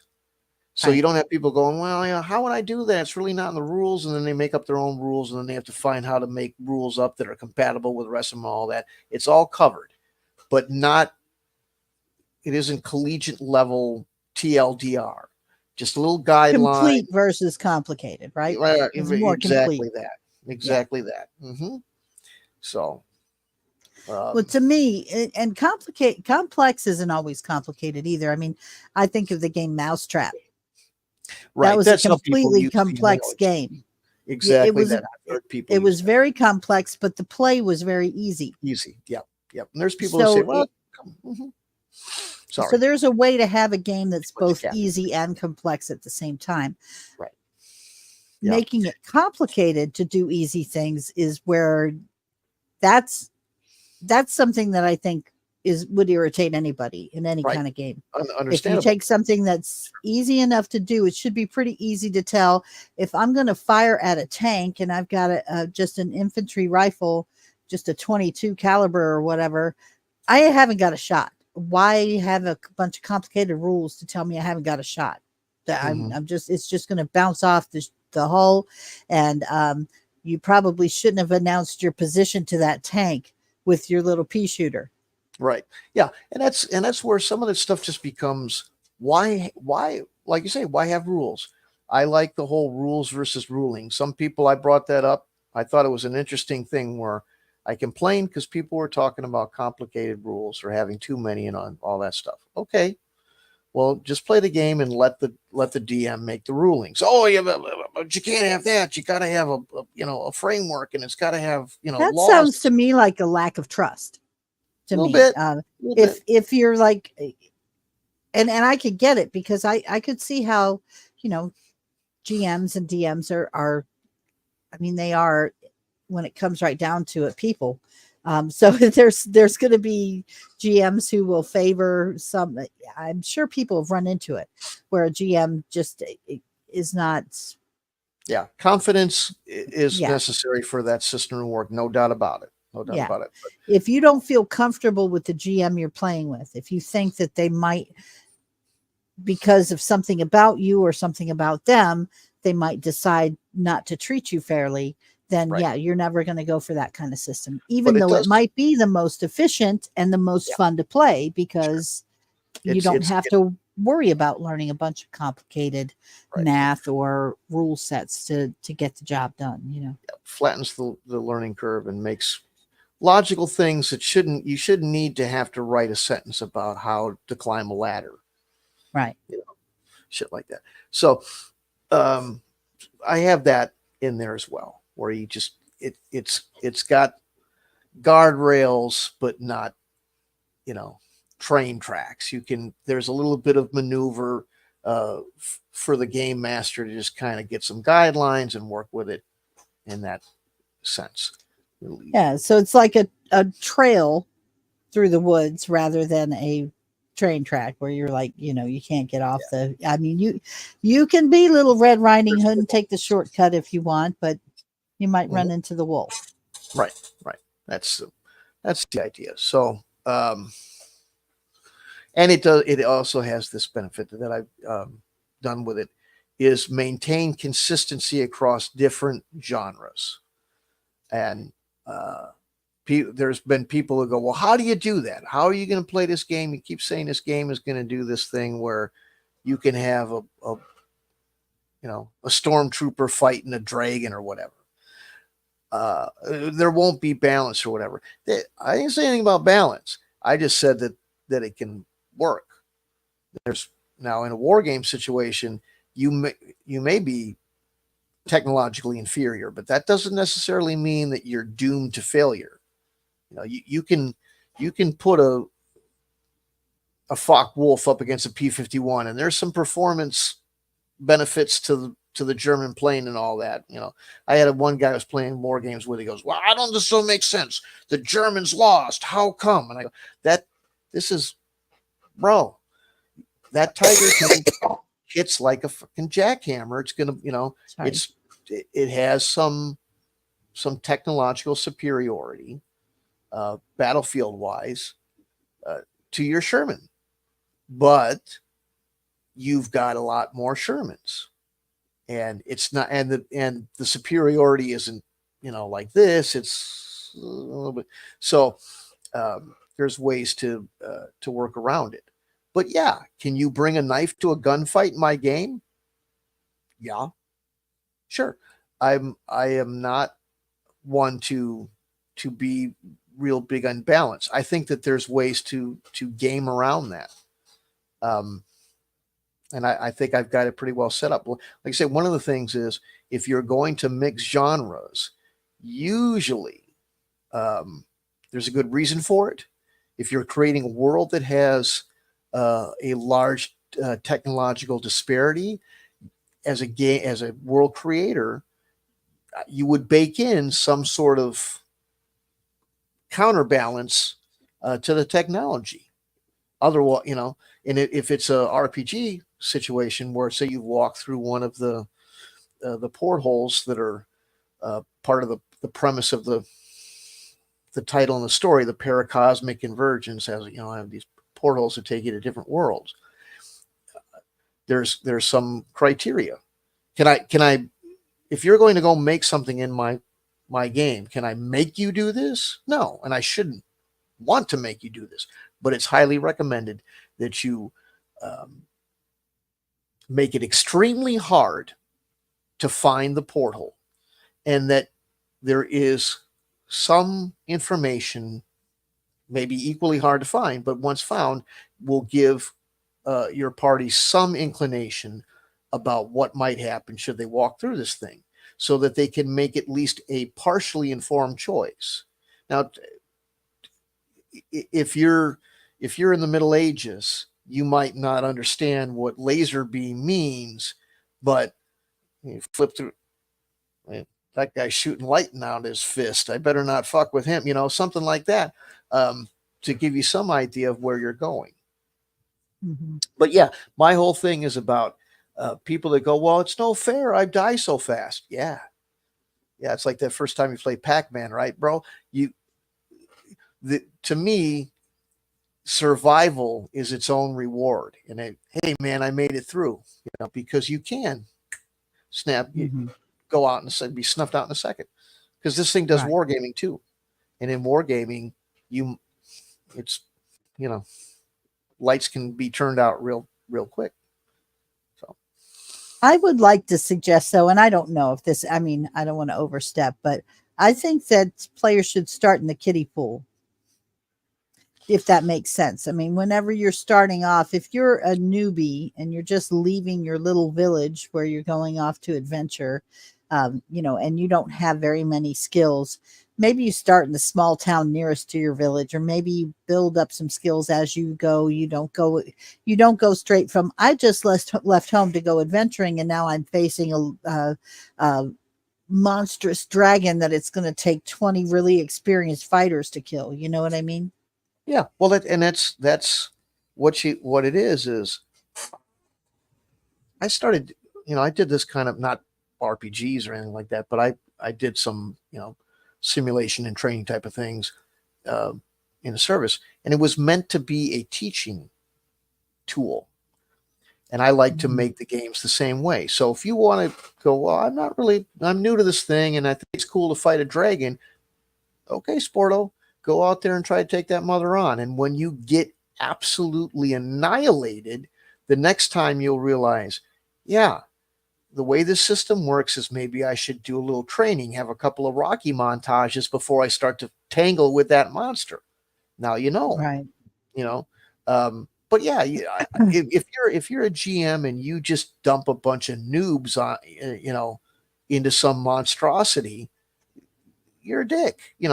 Pl- you know, make Okay. make Don't make pull any punches there, Storm. right. Make the adventure, uh, you know, balanced in that you're, you know, they have a shot.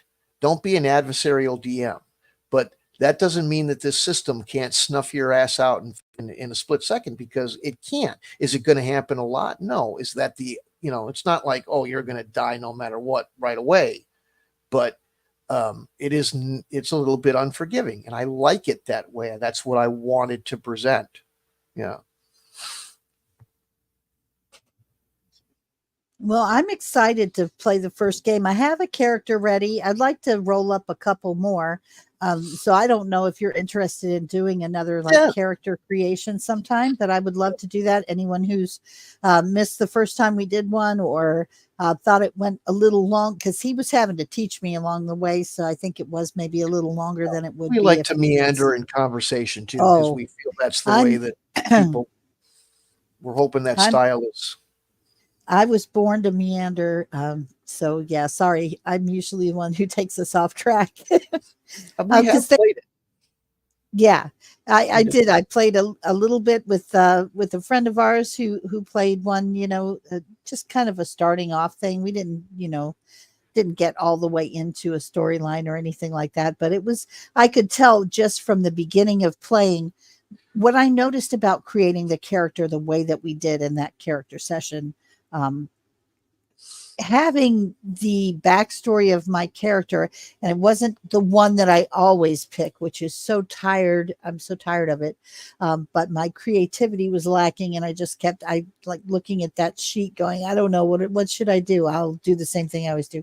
And instead, this time I did something different. I got characteristics of a character, not just skills. Like, not just, oh, you have great dexterity. Well, why do I have great dexterity? What is it about me as a player that made me the way that I am? That those questions were answered, and the skills were kind of provided, of like what my affinities and advantages would be right off the character creation process. So when I went out there to play that character and make decisions based on that, I had something in my mind to know what I would reasonably do, and made the role playing a whole lot easier and more fulfilling. Actually, I felt like I was actually playing a different role, rather than just, okay, I always created characters who would be much like I would be if I actually went adventuring. This is what I would choose to do. So Yeah. this character was not like me, and it was a kind of interesting experience to do that. And I think the creation method really helped with that. Yeah. Yeah. Um, it is a, people say, well, what kind of character creation are you doing? Um, and there's, is it random gen? Is it point buy? Is it life path? And the answer is yes, it's all of that. It's got a little bit of everything, so that you really have this kind of journey that there's a couple games that have something similar. Um, One's called Traveler. It's a sci-fi. Actually, both of them I can think of are sci-fi. There's probably others. There's a lot of people that know more um, uh, that I do, as far as, like, I can't rattle everything off like some people do. They're like, oh yeah, here's the 15 different games that have that all. And I'm like, how do you remember all that stuff? But anyway, two that I played was Star Trek, the role playing game, where you kind of get a kind of life path. It's more of a career path. But I do kind of the same thing. Where were you born? What were you born into? Money, not money? How did you grow up? Because that um, tells you what you might have learned. I mean, are you somebody prone to fighting? Are you a rich boy that never had to pick up a sword, or only learned, dueling with toys? Maybe you're rich, but you're not very well suited to living outdoors, or any of that sort of thing. And if you are rich and you are from a privileged family, why have you decided to go out and camp out in the woods and try to kill stuff? So it gives you where you started, and where you're going with motivations. So I just think it fills the whole thing out a little bit, gives you a good story, and sets up the character in a really interesting and in-depth way that doesn't take too long. Some people will go, oh, I don't like a game where you have long character creation. Well, sorry, but this way, it's not that long. I didn't put a stopwatch to it, but it's not, it's not Yeah, no, ridiculous. the video we made for it was long, but that's You, different than the that's process because being blah, long. blah, Yeah. blah, talky. But yeah, if you sat down and Yeah. did it, it'd take that It's, long. But it gives you a great, you know, a little bit of background history on some of the things that occurred to you before you started to adventure. Like I said, the mhm. social, which tells you, are you educated? Are you rich? What are you skilled at based on your social level? Maybe you know how to slop the pigs and know how to handle horses and a plow or something, or maybe even a sword or something like that. Or maybe you know how to speak a foreign language because you were raised by some rich diplomat or something like that. And then there's motivations. What has happened to you that make you want to step out into the world? And they can be, there's a myriad of them. I have, I think, 100 of them. And if those don't work, make something up. So it's a neat little way to do it. I'm very pleased with the character creation. I like it a lot. It's too bad there isn't somebody that wants to jump up right now and say, hey, I'll do it. I'll make Mhm. one. Yeah, anybody, I do want to put a reminder out, and we don't say it often enough. I really think we should maybe have a little reminder pops up on the screen for us once in a while to say so. But anyone who's listening to us and would like to chime in, join the discussion, participate, you are welcome. Just let us know in the comments. We'll bring you on up to speak. You don't have to show your, in fact, this is partly why I don't show my face on the mic. And I have kids who wander in here from time to time. I don't want to be exposing them to have their face viewed online. But in any case, you don't have to have your camera on. If you don't want to have your camera on, it is optional. So you can just come on and talk with us and share and ask questions and participate. Always welcome. But Mm-hmm. yeah, I'd love to do another character creation. Honestly, I think it would go a lot faster the second time around, because there wouldn't be the questions or having to explain every step of the process. We could just do one where it's just no explanation here, just watch us do it. And then you could see how, what kind of time it actually takes. Right. Because the first time was kind of like, okay, here's what we're doing and why. Here's why this is like that. And, every time. And then I was asking questions. Oh, did I do this right? So it did add on quite a bit to it. Mm-hmm. And anyone who's watched the show for any amount of time is probably already familiar with how talky I can be. So you're probably not surprised. There's another thing that and this is, you're bringing it up. I always want to bring up when people bring up complexity or complication or time or whatever, and they go, well, that game was too hard to play, or it took to, it's too complicated. Folks, one of the things that I've noticed is people don't give things much of a chance.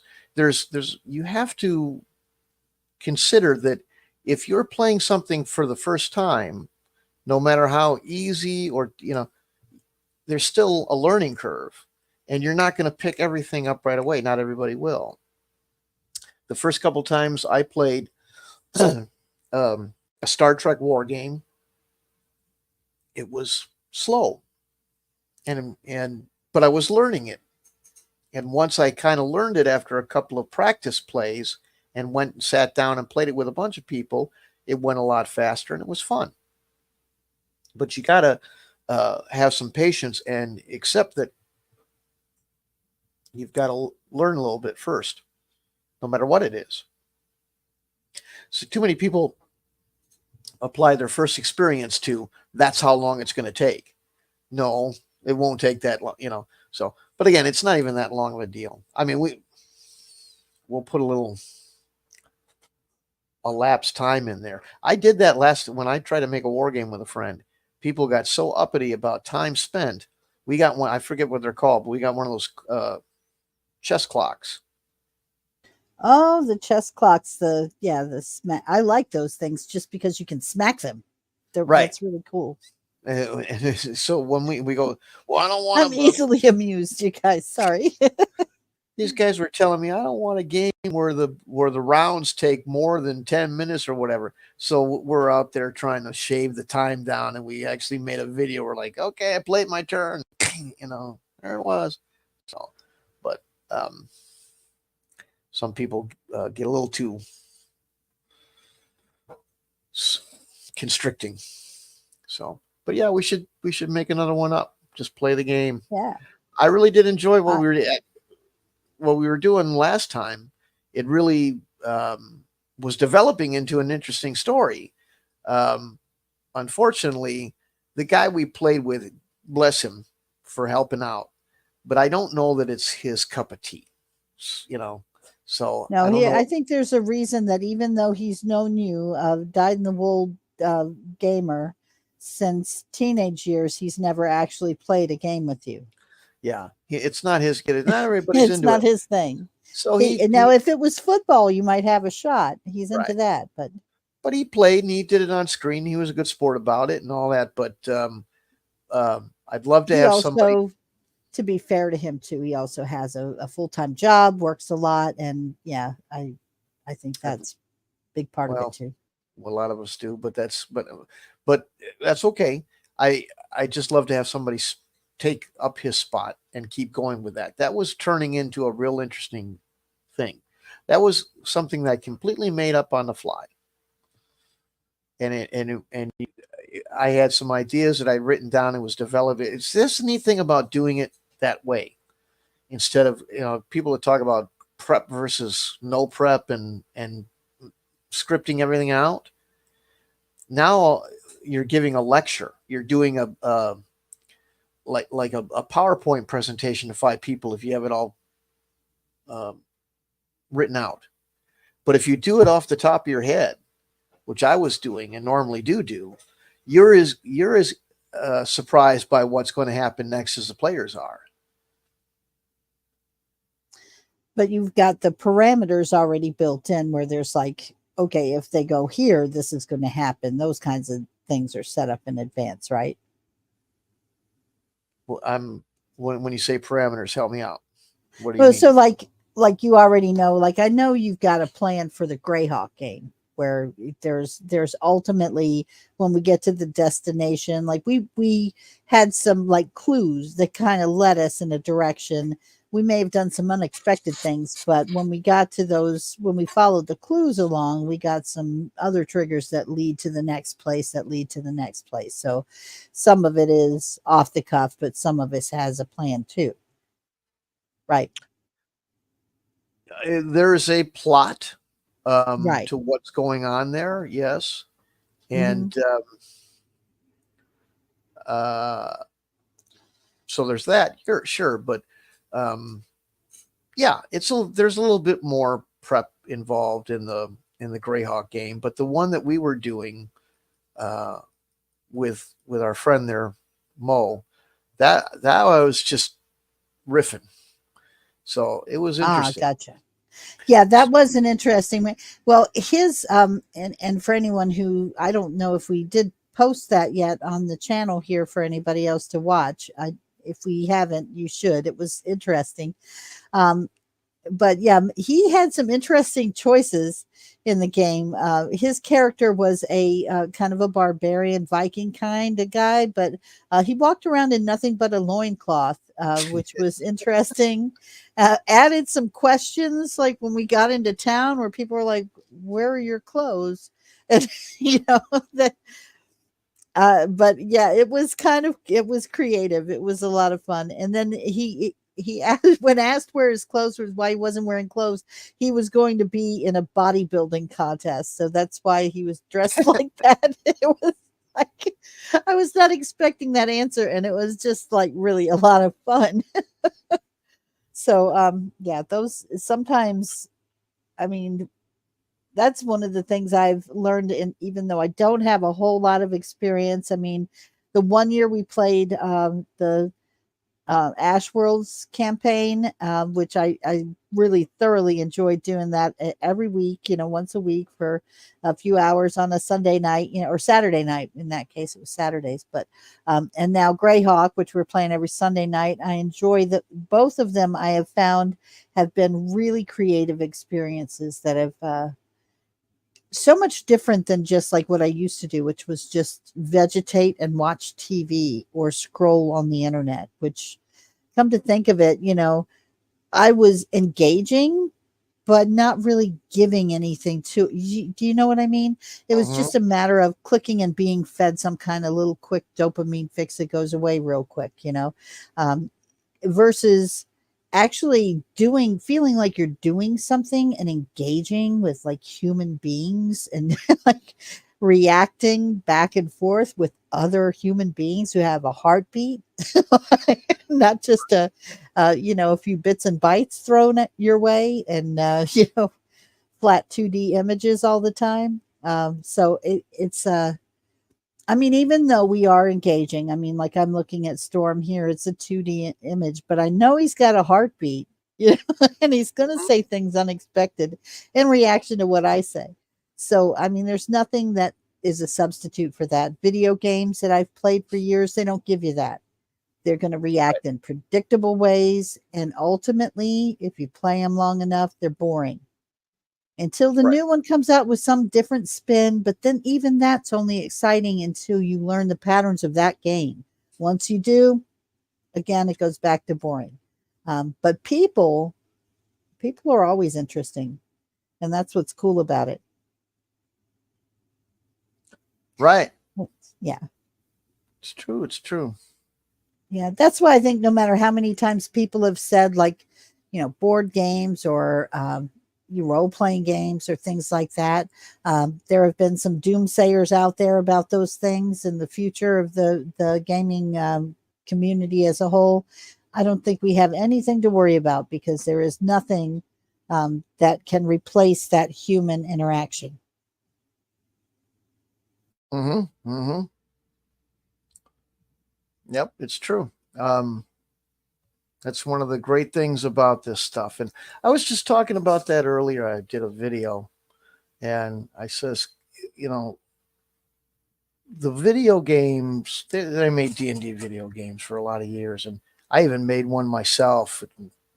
Not commercial or anything like that, but I took some basic, and anyway, that was when you couldn't get your friends to come over and play on the tabletop. You went to the computer because you were bored, and it was a cheap substitute. It was these days, I don't know how many people I've seen people that go, "Oh, I used to play those war games, but look at this video game," and because they become so much more sophisticated, and the graphics and all that, but the depth of play and the random, a lot of people say this too. They go, "Well, I won't play." They confuse VTT with a video game. They go, "I won't do VTT because I like to play on a tabletop where there's no limitations." VTT is just a way of facilitating that across, unreachable Acronym alert. territory. Acronym alert. What's VTT again? Virtual tabletop. What we're Thank doing, you. we could be playing D&D right now. We could be playing a role-playing game with each other right now. And some people look at this and go, "Well, I don't like to do that because video games and video this, and it's not personal and all that." But it is. And it's playing a tabletop. It's just doing it with somebody you wouldn't be able to do because you can't drive that far in one day. That's all. But real video games. Right. It's like remote.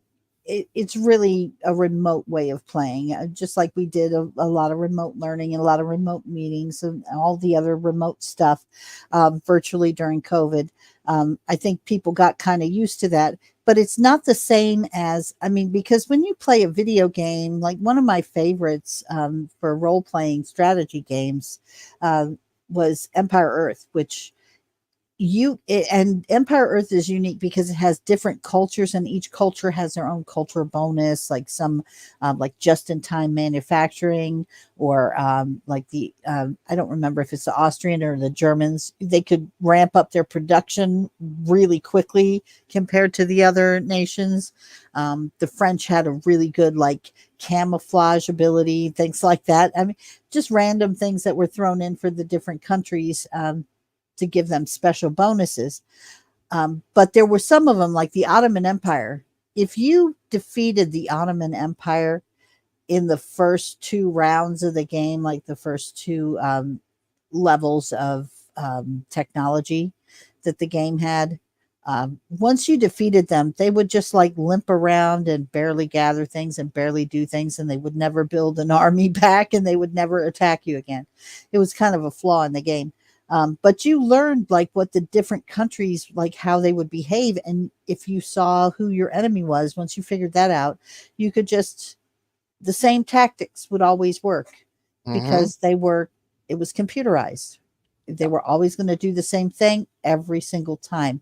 And so it became something that was kind of like, how they have those little Zen sand gardens people put on their desks with the little rake, and you can just, to kind of soothe yourself and distract you from that. Game became that for me. It was, I played it by rote. I knew I was going to win every single time, never even came close to losing. I still played it anyway because it was just kind of like a soothing thing. It was like a guaranteed win. Yay, but it wasn't fun anymore. Really, it was just kind of habitual versus playing with a human being. Like I never know when I play in one of Storm's games with other human players, even though I might be doing it through a computer. There are people with brains and unpredictable natures and creativity, and everything's a surprise every time. So there's no comparison. It's not at all like a video game, no matter how many screens are involved. Yeah. Yep. That's why I like to do it. And it doesn't take, well, here's the thing. People go, "Well, I never have the time." I've said this a lot of times. Just want to say it real quick. No one's playing down or taking away from the fact that you, whomever you are out there, have responsibilities. You may have family. You may have, You may be a breadwinner, whatever the term, uh, and no one's playing that down when I bring this up. But um, if you really want to do it, uh, give it a try. Maybe instead of watching that sitcom or playing that video game, um, give this a shot, and you'll see it may be much more gratifying, like Magenta was talking about, because there's a even folks that work hard, and I'm sure you do, and God love you for it. Um, you're still covering, on average in this country, between 4 and 8 hours of TV a week. Maybe take 2 of those and try something like this. It may be a real interesting, changing. Might get into it. I don't know. Just an idea. Just trying to get people involved. Everybody's Oh always yeah. talking about how these things are dying off. So little recruitment drive. Although you're probably already a big role player if you're here listening, because Honestly, yes. I'm pretty sure we're preaching to the choir. But, this is why I think your next project, Storm, I don't mean to dictate your next project to you by any means, but I would strongly suggest that one of the high priority targets should be a game that is developed for kids. I think a role playing game for kids that is kind of on their level. I mean, you're going to have to taper some of the violence and stuff and make it age appropriate, but um, and it doesn't always have to. Games for kids don't always have to be about violence. It can be about solving a mystery. Blue's Clues actually was kind of a role playing game when you get right down to it. But having something like that to get younger people involved in something that doesn't, I mean, they might be looking at a screen if you're doing it virtually, but um, even if they are, if they're engaging in ways that are not where they're actually kind of interacting with people as people rather than just playing a video game where I've got a gun and I'm running around trying to shoot you and you've got a gun, and we're just playing on opposite red versus blue kind of games, um, and yelling at each other through an Xbox microphone once in a while. I think that's kind of less than what's cool about the RPG games and the D&D games is that you can have cooperative play. You've got a team of your buddies you're banding together with. And when you were a kid, I don't know if you remember back to the times when, and if you're from Gen X, any of you who are Gen Xers out there, if you're not, we'll clue you in. Everybody talks about us drinking from the garden hose, but what they don't talk about is the fun pretend adventures we had. We would go out and pretend that we were on safaris and we were going to adventures of all kinds of things. And, the log in the front yard would become a home base. And, I mean, we had all kinds of missions and things that we made up on the fly. I wouldn't say they were to the level of organization that a D&D game would be, but it was a thing where it was us against the imaginary monsters or opponents, whoever they were. We set challenges for ourselves and we worked together as a team to kind of meet them, and that was one of the things we just did on the fly, because we were sent out go outside and play, and don't come back home till the street lights come on, and drink from the water hose if you get thirsty. So that was our lives, but it was fun actually. Um, and I think we learned a lot of social interactions. I think we learned a lot of team cohesiveness and team building and things like that you don't get from the modern day kind of video games that kids play. that's mm-hmm. Yep. Um, but cooperative play, I understand where you're coming from with cooperative play, but there's also a really fun way to do this that not enough people, I think, give credit to. They're too easy too quick to shoot it down, and that's having um, people playing from different perspectives on different sides inside the same world, role playing games RPG, war game hybrid, stuff like that. Um, One of the most enjoyable to me was watching and running a game where we had people from the Empire or playing for the Empire in Star Wars and playing for the Rebellion in the same game. I love that sort of stuff. It can be really a lot of fun. Um, one You of the know what things I think, though? I think that's kind of hard to do unless you have two DMs. it could I be, see, it is, but it's I always enjoyed the large. Here's the thing: if the point is when you bring up something like playing this way, like the way we're talking remotely, people, it's not personal enough, and this is a social game. Okay, yeah, it was, and it still is, of course. But we used to sit down with it wasn't two or three people, it was five or six people. And when I went to conventions, it could be 10 or 12 people, and that can be a lot of fun. There's a lot of people go, oh, you can't handle that, and it's too hard, and this, that, and the other thing. But we used to do it quite often, and it can be done as long as everybody's cooperative and they want to do it that way. If you have people who are unwilling to or incapable of taking their turn and holding what they have to say for a few minutes to let everybody else get it out, yeah, it can become chaotic if somebody absolutely has to talk all the time at the table. But otherwise, we had a lot of fun doing that. I played giant dungeon crawls with, at Gen Con with like 50 players. It was great. I'm not saying everybody can do 50, but you can do a dozen. There's guys that work for TSR, a guy named Bill Sylvie. He says, oh, yeah, I'll take a dozen. He can do it. Um, and it's real fun to have a large group. And one way to I understand what you're saying about having an assistant, and that would help, but having a handful um, of people on two different sides, that does something. What?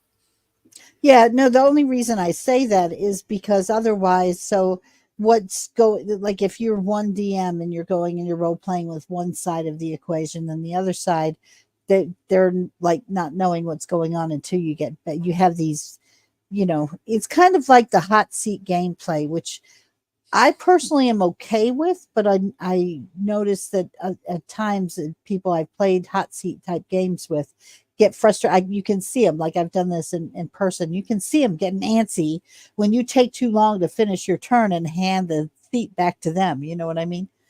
So I feel like it might be kind of a thing where would need to have like either two team captains who are both reporting to the DM and relaying things back and forth Hmm. between, so that there isn't a time where one team is sitting there going, well, what are we supposed to do now?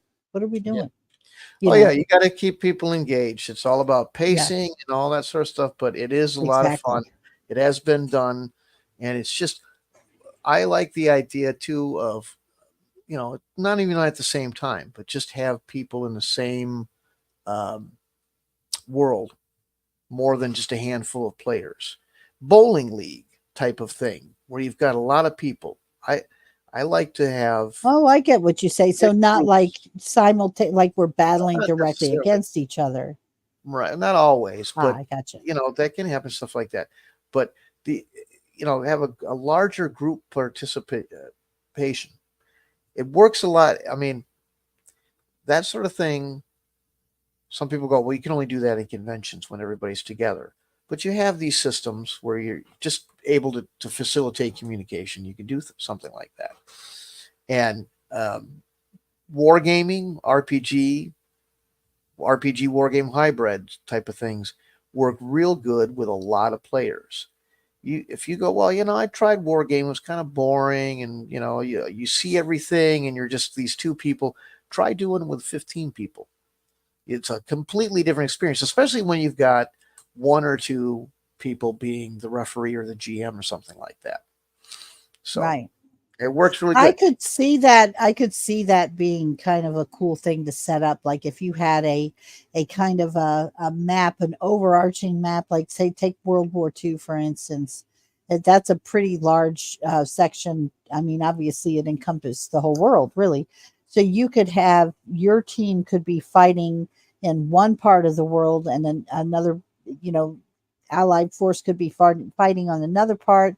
You could have a general that is coordinating all of the actions of the allies, and same on the other side with the Axis powers, and everybody is doing things simultaneously, but you wouldn't actually have a way of being able to see where everybody's units were on a map. You'd have to employ the same kinds of things you would in real life, where you'd have to scout to see where the enemy is, and does the information get back to you while it's still relevant, or did they move in the meantime, just like in real life. That I could see that being a really challenging, interesting game. Yeah, that's what GMs do with that sort of stuff. It doesn't have to be historical. I in fantasy Yeah, war game works too. I could see that being really fun for a fantasy type game, because that would open up, like, where you wouldn't even know. Like, the thing with historical games, I can see them being really, really interesting. But also, there's something that's an extra level that you get with like a fantasy game, um, where you don't, the map is going to be a place that's a totally alien place. You wouldn't even know what the borders. Everything would have to be scouted and learned along the way. So that would be kind of cool to have that element, like you would in real life. Like, you would maybe be familiar with your own territory, but if you're going outside of it and pushing into enemy territory, if you were playing a World War II game, you would be able to just get a map of the globe, and you'd know where after France, we're going to be heading this way, but you wouldn't know that in an alien environment. So, Well, even if you know the map of France or whatever, you don't know where the enemy is in it. So there's still the right. there's still the element of surprise, and so but Right. but yeah, but even just campaigning RPG wise, where you have separate parties, can be very interesting. They may not even be on the same quests. They just may be in the same area. They might even cross paths, something like that. That was what I was hoping for Greyhawk. But these kinds of concepts aren't as difficult to employ as people make them out to be. I think the biggest rain on the parade of tabletop gaming is the constant, well, that would take too long, be too hard to do, and blah, blah, blah. If people would just let go of that and try something, you could really open up some interesting avenues that haven't been explored. Here's an example. I was talking with more than one person about what they call a mega dungeon. And I said, I don't get it. Why are you spending 45 minutes or more listening to somebody tell you about a mega dungeon and then giving you instructions and tutorials about it? All it is a dungeon, but bigger. And the guy says, well, some of these younger people, they don't know anything about that. They're learning it. They got to have, and I said, but wouldn't they look at that and go, that's too complicated because it's too big? And he says, well, maybe, but if you explain it to them, and that's what I keep trying to do. Instead of just reflexively saying that is too hard, here's how you can do it. We've done it before. I had a game, I want to talk about big. I had a game called Europa that was a divisional level World War II war game. It had a map that was like 12 feet by 8 feet or something like that. It had literally thousands of pieces. People look at it and go, there's no way, that's ridiculous. How could you ever do that? With 20 people, we did it. Did it take 3 hours? No. You realized that was something that was going to take. It was a bowling league. All these people would meet once a month. If I remember correctly, it was once a month, and you play, you socialize, have fun, just like a bowling league or a bridge league back in the day. Shoot the shit with each other, that sort of thing. Play it. Like, one guy had a place where he could leave it set up, and with the internet, you don't need the place to set it up. you can hit the save file and go back to it the next, it makes it easier. It facilitates it more so than even doing it in person. And you have this neat group of people, if you can, con people into doing it, where God. well, because you have to, because people are so You quick have to go, to there's no appeal. way that can happen. And it's You just like, just have to make the come right on. appeal, honey. Yeah, But no. I can see that. I can see that being good for a long term game. You know, I would be interested in trying that. The hard part would be how you would need to take time to get enough people to sign up for that. So you wouldn't be able to even begin it until you had enough people signing up. So if anyone is interested in that, please do drop us a line at the email for Command Post Gaming. You can actually send me an email anytime. And Storm, do you have the emails posted on the webpage for the YouTube channel for us? What's that? The email, my email address. Do you have that posted? I will post it. Yes. Please make sure you post that because you can send me an email. My email address, hang on just a second. Let me get it up here on the screen. I'll actually pull that up right now. But it's magenta.campaignsandconquests at gmail.com. Mm-hmm. Mm. So if you ever want to sign up for anything, if you're interested in anything like that, then you can certainly send me an email. Yep. Yep. I'd love to organize one, but it's always been, well, anyway, it's just a different way to look at things. It's a different way to play. So I guess the seeing the people talk about the mega dungeon, I had some and was encouraging a little bit. But yeah, I don't know. You got to have a little bit of an attention span, and that's kind of the problem too. Is that uh, uh, you know it feature film length, but so a couple hours. I guess that might be too much for a lot of people these days. That's too bad. You can't play a game because you just don't have a couple hours. But I get it. I understand. A lot of people don't. It's not your fault. You're not. Hey, I'd love to play. But cue cats in the cradle, baby. Right? I don't know. Anyway. Right. Well, yeah, that's kind of the other reason I That wanted music reference to. way too dated it's probably way too dated for people. Nobody knew what I was talking about, right? You know what I Oh meant. yeah, Cats in the Cradle and the Silver Spoon. Yeah, that's a song about missed time with your kids. Yeah. That's kind of part why I would love to see somebody create some really good role playing games for kids.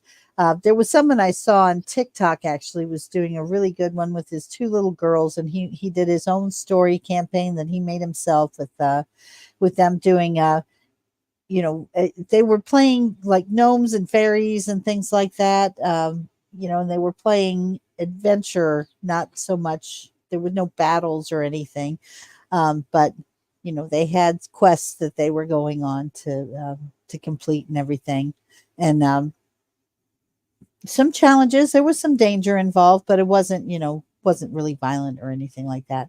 But it was just they were just so involved, and they were using their creativity. It was really just a one-on-one personal experience for him and his two kids that I don't think they'll ever forget. So, you know, besides because he has video of them, but playing it, they'll probably get to see it. But I mean, those are the kinds of things that you only get one chance to do when your kids are younger. So I think it's a awesome thing to do. So anyway. Mm-hmm. Mm-hmm. Yeah. There are children's RPGs around. Quite a few of them, I believe. So I can't remember any of their names. Except for this, I know there's a My Little Pony RPG. Oh, that's so cool. Well, I would love to, maybe one of our episodes, we can highlight some of those types of games, or maybe even look at producing something that, that we could have a small module that's suitable for kids of the paracosmic convergence level, get folks involved in that early with kids, because I Mm-hmm. think it would be a really, really cool experience for kids to play with their, with their parents or other trusted adults. Yep. I could see that being really cool for kids. Right. Right. Right. Yeah. But Yep. anyway, sorry, I didn't mean to derail you again. I keep doing that, but these things pop into my head, and then and this late at night, I lose my filter. Yeah. Um, Yeah, I also think too that that would be a way. Well, I don't know. Actually, I'm thinking about it as I'm saying this. I'm having second thoughts.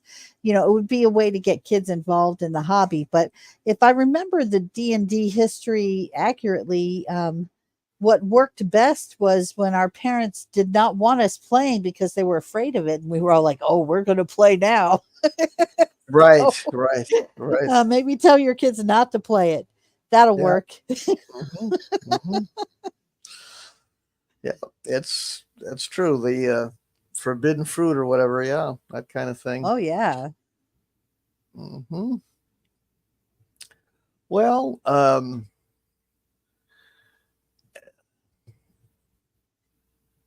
I don't know. I I think we have reached a point where we may have exhausted this topic, but I feel like we didn't really get too far into the talking about the villains and the bad guys quite as much as I expected that we would. Although we did go over a little bit about how they're important to the story.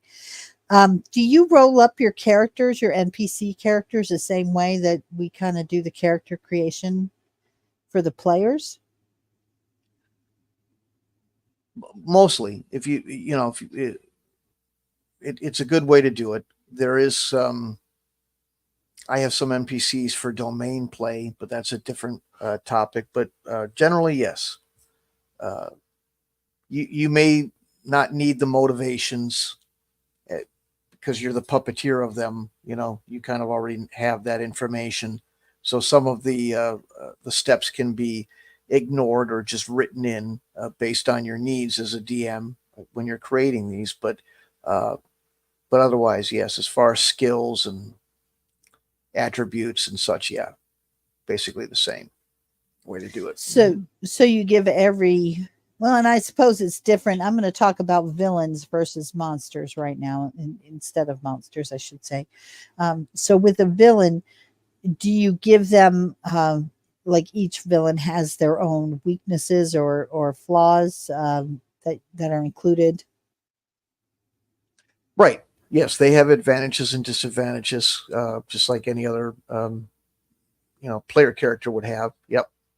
Are there like tells that are included for like players to be able to tell if they what their weaknesses are? Is that like part of a thing that players are able to suss out, or It can, if you want it to be something like that. If it works for your needs, I would I mean, it's really not something that requires rules. I try to keep, but it'd be something that a DM could put into the character as they play it during the story. Yeah. right, like little things they might say that tip you off to what they're really after, Right. or maybe you're going in looking for intel on the character and you're sneaking into his castle and you find his secret compartment or secret passage with clues about what he's up to and why. Right. Exactly that. Yep. Or you meet up with one of his disenchanted servants who tell you all about his flaws. Yep. Yeah. There's all yeah, whatever works. It really is something that if you're good with a little imagination and a different approach, there's all sorts of ways to present that sort of thing. Yeah. Or maybe magic does. There might be something that, some sort of detection spell or something that might be able to reveal things like that, depending on what that is, depending on, weakness might be something as simple as saying, hey, that guy limps, you know, or he's only got 3 fingers on one hand or something like that. Just depends on what direction the DM wants to go with it. Okay.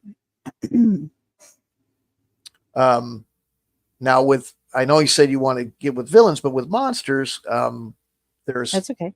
there's ways to look at that sort of stuff. I have what I call folklore monsters. Aha. And just kind of a folklore type monster is more like solving a puzzle, because it may be you may want to use this as like the big bad, the boss, or something special, for a variety of reasons. But it may have weaknesses and different, or maybe immunities to magic or something like that. You can create folklore monsters with random tables that I've created, if it serves your purpose to make these as a DM or world creator. But yeah. So folklore monsters, kind of like in Supernatural, when they go to the lake in Wisconsin and they find there's this people think there's like a lake monster that's killing people, and it turns out to be something else, but they think it's a lake monster. I'm not familiar with the episode, but it sounds about right. So like local lore and legend might be that it's one thing and it turns out to be something else. Could be that. That local lore legend might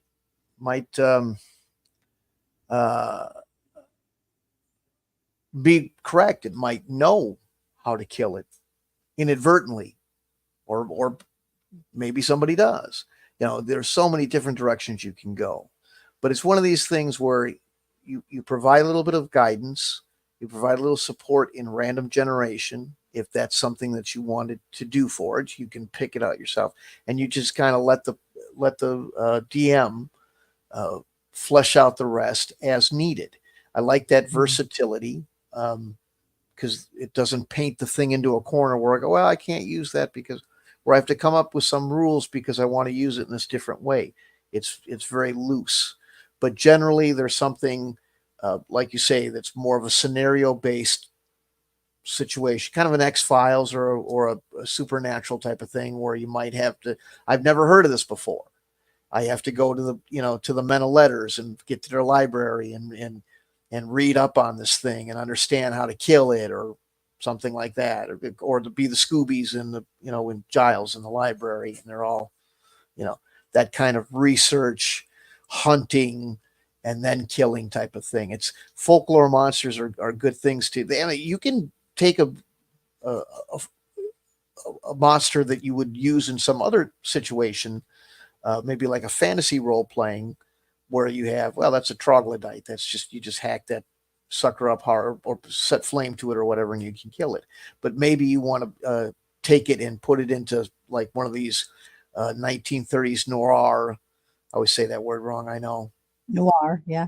Noir. I know I do it wrong when I'm talking too fast. But anyway, one of those, and you want to apply the whole folklore scenario to it to make it the key thing, so you can right, like the people in the village don't know that it's a troglodyte. They just describe it in ways that, if you're experienced as a player, or you have the right knowledge as a mystical player, maybe you've got arcane knowledge or arcane monsters or whatever, you're able to recognize instantly, oh, you've got a troglodyte. We can take care of that for you. It may be, or maybe nobody knows what the hell it is, and you have to go do some research, and you doing that research would be applying your lore knowledge Hmm. and determining, oh, this is something I've never seen before. This is, I can see a bunch of supernaturals where that guy, hey, I don't know, we've never done anything like this. Call Uncle Hmm. Bobby. Oh yeah, it's and they find some other hunter who goes, yes, I've dealt with these before. You have to, do A, B, and C in order to kill it or whatever. So you could take it that direction too. But yeah, it might be something. It might be Scooby Doo, cartoon where there's a It's bunch of actually a person who's doing it to right. It make could it. be yeah, but I mean Scooby Doo in that there's usually some village people or somebody in town that goes, yeah, don't go up on that hill. That's where the spooky thing is. Whatever. You could Right. go all sorts of different directions with it, whatever works for you. But it's just kind of wherever you have a scenario where you want to focus on one particular thing and you don't want it to just be, I brought my shotgun, now it's dead, or my sword or whatever, and it's more of a mystery thing. It really works well with the, like I said, the kind of Call of Cthulhu 1930s thing, but it's there for whatever you may need to use it for in any scenario that something like that works. And uh, there's if you're doing a thing called a hex crawl, which is just basically you've had this idea with wargaming before. Have you ever heard the term hex crawl before? No. Okay, well you kind of had the idea with wargaming. Hex crawl is this: um, you don't know where you as an individual player, as like a solo game, or a group of players and a DM. You're outdoors, and and I have charts to do this with paracosmic conversions, and that's what it is. It's charts. Okay, we want to head north. Okay, roll the die, and it tells you what kind of terrain, what kind of everything is in the next hex. It's done on a hex paper. The next hex is forest, and it might have this kind of monster or something like that. Maybe just to switch things up, you want to throw one of these folklore monsters into one of the hexes. You can randomly generate it using these tables. What kind of attack does it use? What kind of weaknesses does it have? What might you be able to, like, here's something, you might want to lure it. Maybe something attracts it. Right. Maybe there's something that you have to do in order to exploit or for it, like um, it's only you can only kill it after you stab it in its center eye. Hmm. Or I think it was the Conan movie where you had to pull the jewel out of its head before you could kill it or something like There, that. it's so ironic that you say that. Wow, it's like there's some kind of psychic thing going on here. So I just have to call this out because I was thinking of the Buffy episode where Angel had to kill the there was this kind of monster that had a jewel in its forehead, and the Maybe only that's way what to I was kill it thinking. was to no, because you're right about the other thing, but it was a horn in that case. But it's ironic That's what that it you was. said that because I was thinking of the very same thing. They were in the sewers. It was that moment where Angel ended up being human for a time, and it was dramatic. But anyway, he had to kill that beast by breaking the jewel that's in its head, and Hmm.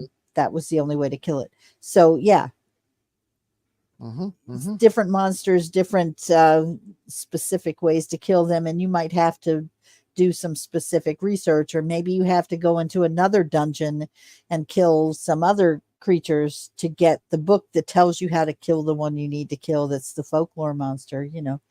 All Hmm. kinds of things can come out of that. But Yeah. Hmm. That's one of my little. Again,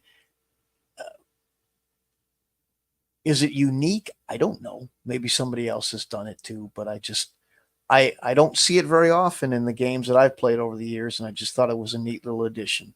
And this way, it's one of those systems that I came up with that allow this thing to go. Now you can go play Call of Cthulhu type of games without having to relearn a bunch of rules or make a whole. I mean, there still has to be some additions, but not as many because Right. it's kind of baked in with this little system. So, one of the features of the game. But That's the advantage to having a system like you have with yours, where there are where it's modifiers. And I know a lot of people think modifiers make things more complicated, but to my mind, it's less complicated to have a modifier that says you've got, you're either 3 or 4 points better in a specific skill, or whatever the modifier is. You just add that many to your die to express how much better you are at that skill than maybe someone who has never used that skill. Versus where you have to have a system where you have, oh, you have this many hit points and the other one has this many armor points, and you have to divide them up and figure out what you need to roll based on that. mm-hmm. That's like an extra complication. I mean, I can see it when once you learn how to do it and you practiced it and you understand it and you've got the books and charts and everything that you can go to quickly, it's not so hard. I mean, I'm not trying to say that that's super difficult, but if I've got like a starting point of 3, but I've got an additional, I've increased and I've got a modifier of +3, then I know whatever I roll on my 3 6-sided dice, I just add 3 more to that. And I know that's what I get on my roll. And the same with the monster might have a disadvantage because I'm fighting him in the light of day because I lured him out into the sunlight or some crazy thing, who knows? And he's now got a disadvantage of -2, so now I know what I've got to roll to kill him because I know I have +3, he's got -2, Mm-hmm.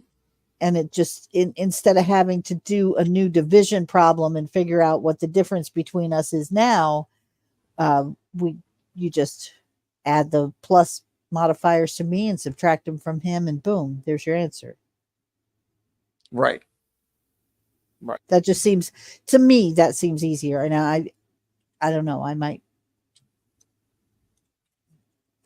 to be fair, I've never, I think it's one of these things with that, with the modifiers and all the issues where some people don't seem to like it. I think here's the thing: 2 things. It's like Atari versus Nintendo. uh-huh. I had a game on Atari. My friend had a game bought into when I remember going over to my friend's house, first guy that ever got a Nintendo NES, Uh-huh. the first one. And it had the same game, same title. Hey man, now let's play on this one. And when I played the game against, I forget what it was, but I do remember this much about it, that when I played against him on my Atari, I whooped his ass. And when it was time to play him on Nintendo that we had just gotten, it wasn't like that because everything was different. The controller was The muscle memory wasn't there. right. So Mm-hmm. I grew up. Well, grew up sounds like that's kind of a stupid way to put it because it's not really. But I started with games that predominantly used modifiers. They are really the easiest way and in my opinion give the best way of presenting things. I think some people it's not the way they started, so it's foreign to them and it looks like I remember this from math and it sucked. Well, here's the thing. I think we've kind of talked about this in the past, because I think sometimes people will get hung up on the fact that it can be a column of numbers in some cases, depending on how many modifiers you have, right? So say you start off with 5 as a value, right? But you Mm-hmm. have +2, but then you got a -1, and then you Right. got a +3. And that sounds confusing because now you're trying to keep all that in your brain. But a really simple way to deal with that is to just have a number line, just a one through whatever, 1 through 10 number line. And so, oh, I add two, have a token of some kind or a penny or marble, whatever, move 2 spaces forward. Oh, I got a -1, go 1 space back. Now you know where you don't have to actually count. You just move back and forth until you land on the right one.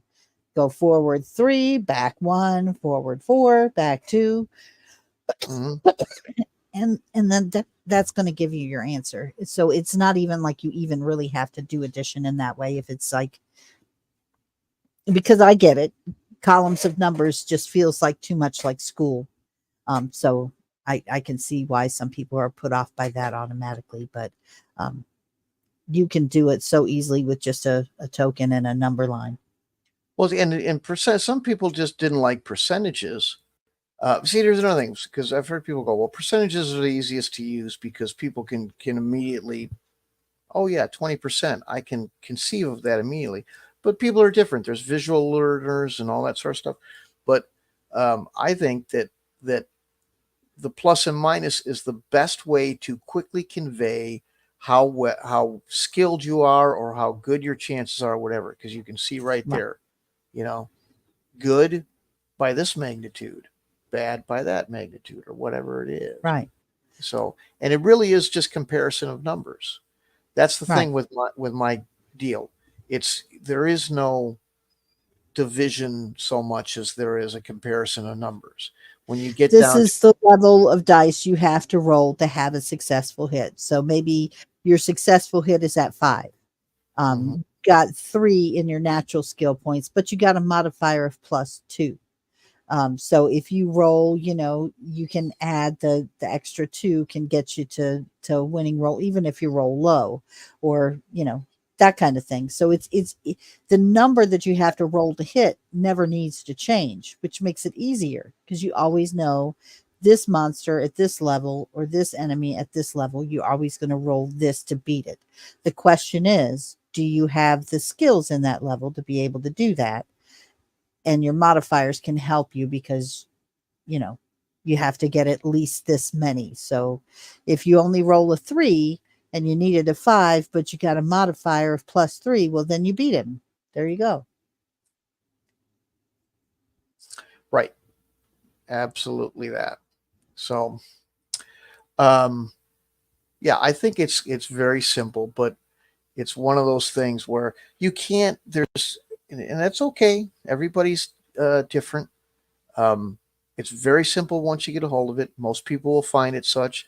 It's, some of the more modern ways of going at things tend to be more complicated, even though that they're stated as such. To me, sometimes people spend so much time trying to avoid a particular way of doing things because that they're actually complicating matters by trying to go around an obstacle as opposed to just negotiating the obstacle in the first place. Right. If you were running a race with hurdles, and instead of jumping you're disqualified as far as I understand how the sport works, but just as an example, if you were running around each one of them, whereas your opponent was just jumping over them, I don't know that you may think you're getting an advantage and you're going faster, but I think that you'd find out that you're not, Right.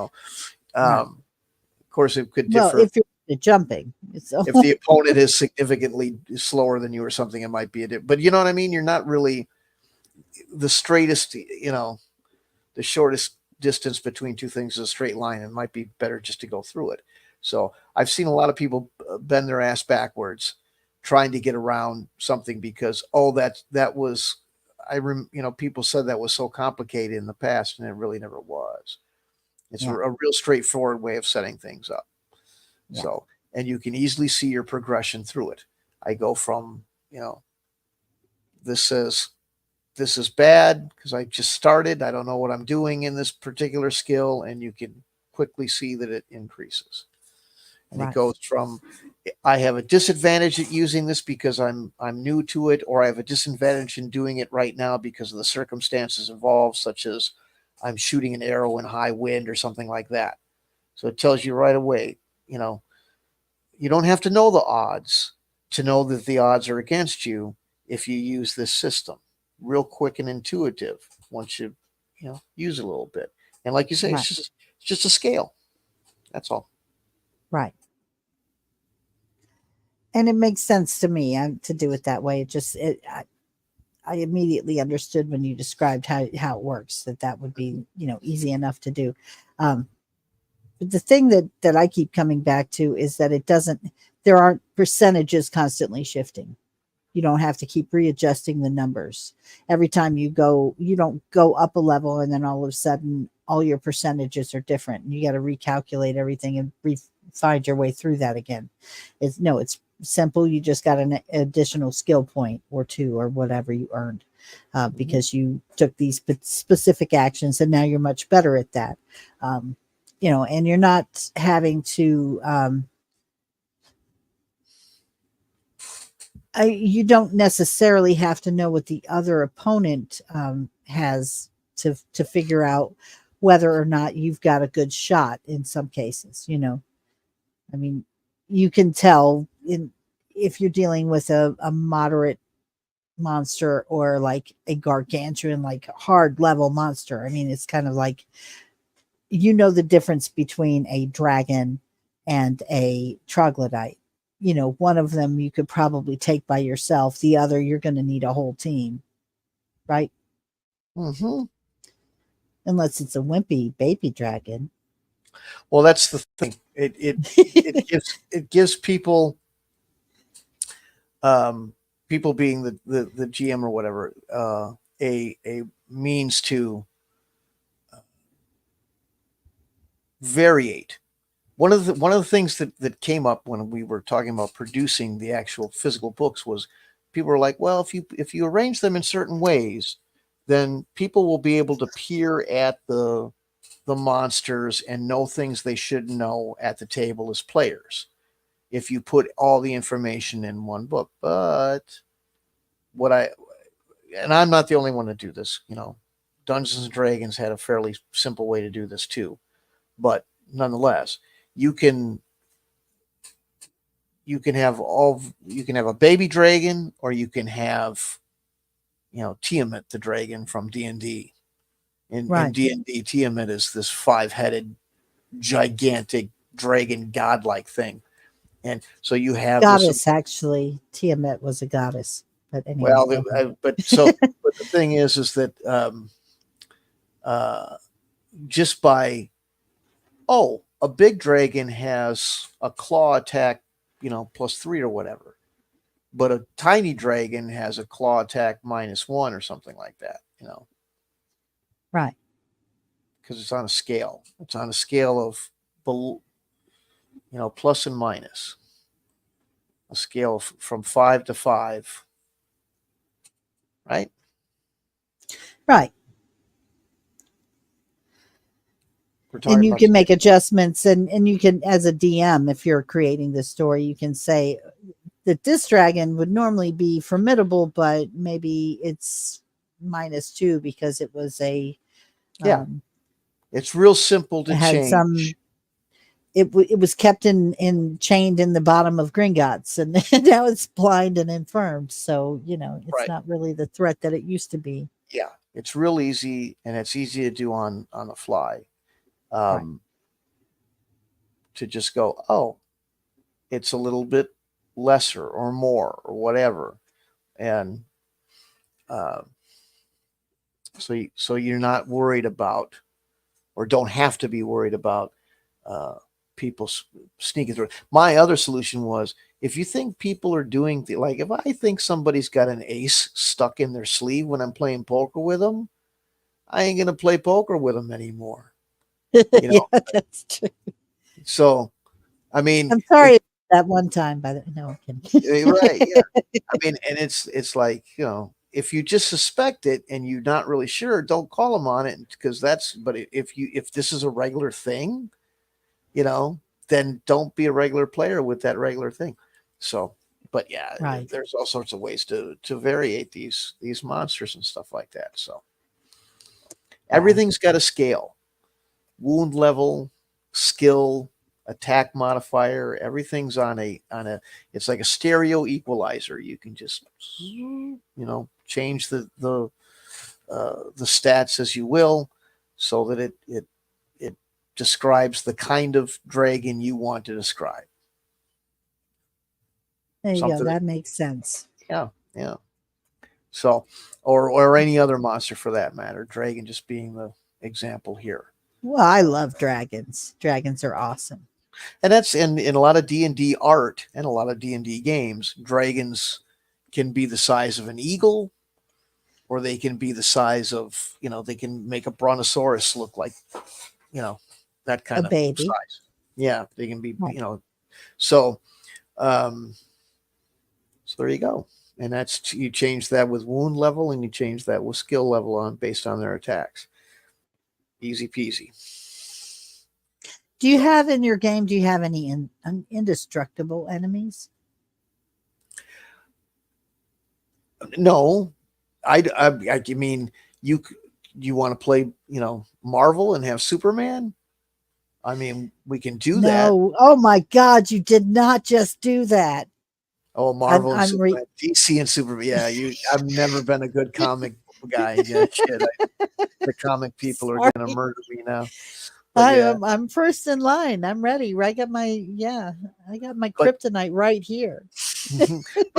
yeah, there's that. So but yeah, can you make something bulletproof or something like that? Sure, you could. I can't think of anything that's completely indestructible. I do have things like different materials. Um, certain things uh, aren't really bothered by sticks or pokey things, but they may be very bothered by being lit aflame or having acid thrown at them or something like that. So yeah, there's that sort of thing. Yep. So even a monster or a villain that seems indestructible has always got some kryptonite. I mean, if for some reason you have a situation where you think you want to have something that is almost indestructible, it doesn't. Mm-hmm. I mean, there's nothing stopping you as far as a creator, Mm-hmm. but yeah, What's I the mean, point, right? right? You kind of go, why? But so in general, yes, there's always going to be some weakness somewhere, or something like that. Well, I was kind of thinking like if you ever had a game that played with like different deities that might be like you got clerics in a lot of games, and maybe your cleric does something where they just really make their god mad. It comes after him. Right, Would you just be like, okay, that's it for you? You've crossed the line now. Poof. right, and that could happen. But a lot of these games, like D&D, even, or at least versions of it, there you could, if you got lucky, you might be able to kill some of the deities or demi, gods or whatever, stuff like that. But again, I like to have. I never like to say no 100%. If somebody goes, well, can I do this with it? I like to make sure that I can. I don't want to lie, but I want to. I want to make a game where I go, sure, you could. You could always mold it into what you need if you have some real specific thing that you want to do with some specific scenario or something like that. But in general, yes, everything's going to have some weakness that can be exploited. Mhm. That makes sense. But yeah, they might be so close to being impervious that it makes little difference that, Mm-hmm. Mm-hmm. like you shouldn't mess with that thing. Maybe Yeah. you could technically do it if all the stars aligned just right and you Mm-hmm. had a perfect day, but probably you should avoid tangling with that. Right. Right. Usually it's that. But again, I never want to go, no, there's no possible way that can happen, because some people base their whole, you know, but yeah, generally it's, um, I mean, I got stuff like uh, uh, Titans and things like that, where you damn near need an army to kill it, but it can be killed. What about Yeah, leprechauns? Got any they're leprechauns? in there. Yeah, You I do. do. Yeah. Oh yeah. Oh goodness me. Okay. hmm They don't exist, right? That's fantasy. That's the great thing. I'm kidding. I'm They kidding. do now. Yeah. So, oh yeah, I got, and that's the thing. If I haven't thought of it and you did, then I have the system for you to put it in with, you don't have to worry about something that I may have. So theoretically, there's nothing that can't be included, even if it's not included in the material that you buy. Because I like options. Some people go, too many options means you don't have enough guideline in the rules. That's your preferential assessment. I don't think it's really strictly true here. I think that there isn't holes in it. I think that uh, it's not too tight. It's not too restrictive. It gives you room to maneuver should you need it, but it's not some exploitable, breakable system because you know I didn't lay down the law in enough places or anything like that. I like to have uh, a set of guidelines versus a set of unbreakable laws in Right. most cases. Yeah. hmm That makes perfect sense. Yeah. Yeah. I like that. So, I'm trying to think of a monster now that could break your system. you know, I'm certainly not. Uh, it's possible, but I think I did a pretty good job of touching most bases as far as what you can create a monster out of. The different thing, claws and breath weapons and things like that. I don't think I missed much, but um, but there again, if I did, you have a chart that gives um, a point value to every type of piece of the monsters you want to create. So if you come up with something and you go, it's not on this chart, you should be able to eyeball it and go, okay, well, based on the power of this and the power of that, this thing that isn't there that I want to create as far as power of magnitude and give it a point uh, value that is A fair and reasonable within. zombie killer snowman. Um, I not they're not called that, but there are ice golems and stuff like that would technically see. That's the other thing. Just because that's a game that Robin came up with or Magenta came up with, sorry, and it's really cool. Want to make Yeah. it, and I would really love to make it because it needs miniatures. Uh-huh. But there's something in there that would fit that's close enough, like an ice Okay. golem. Yeah. An So ice there's golem would kind of fit. Yeah. Mhm. Okay. That I could see that.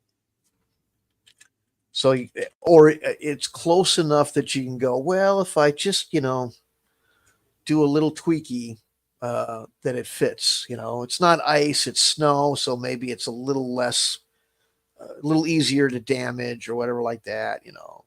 Make a small adjustments and Yeah, kind of but curve fit something in. here's the clicker with that. The clinker, I should say. If you kill a zombie killer snowman, which you would typically have to like heat weapons would be what you would have to use. You have to melt them. Mm-hmm. But if you melt them, then they become a water-based creature that's equally dangerous. And if you heat them up too much and they become steam, then they come after you as a steam wraith. Mm-hmm. You just made that up right now, didn't you? No, actually, no. That was a part of the original story. Are you sure? Yeah, because in the original story, there was a whole movie I was going to make at one point. This was just something we were eating some brownies and we came up with this idea.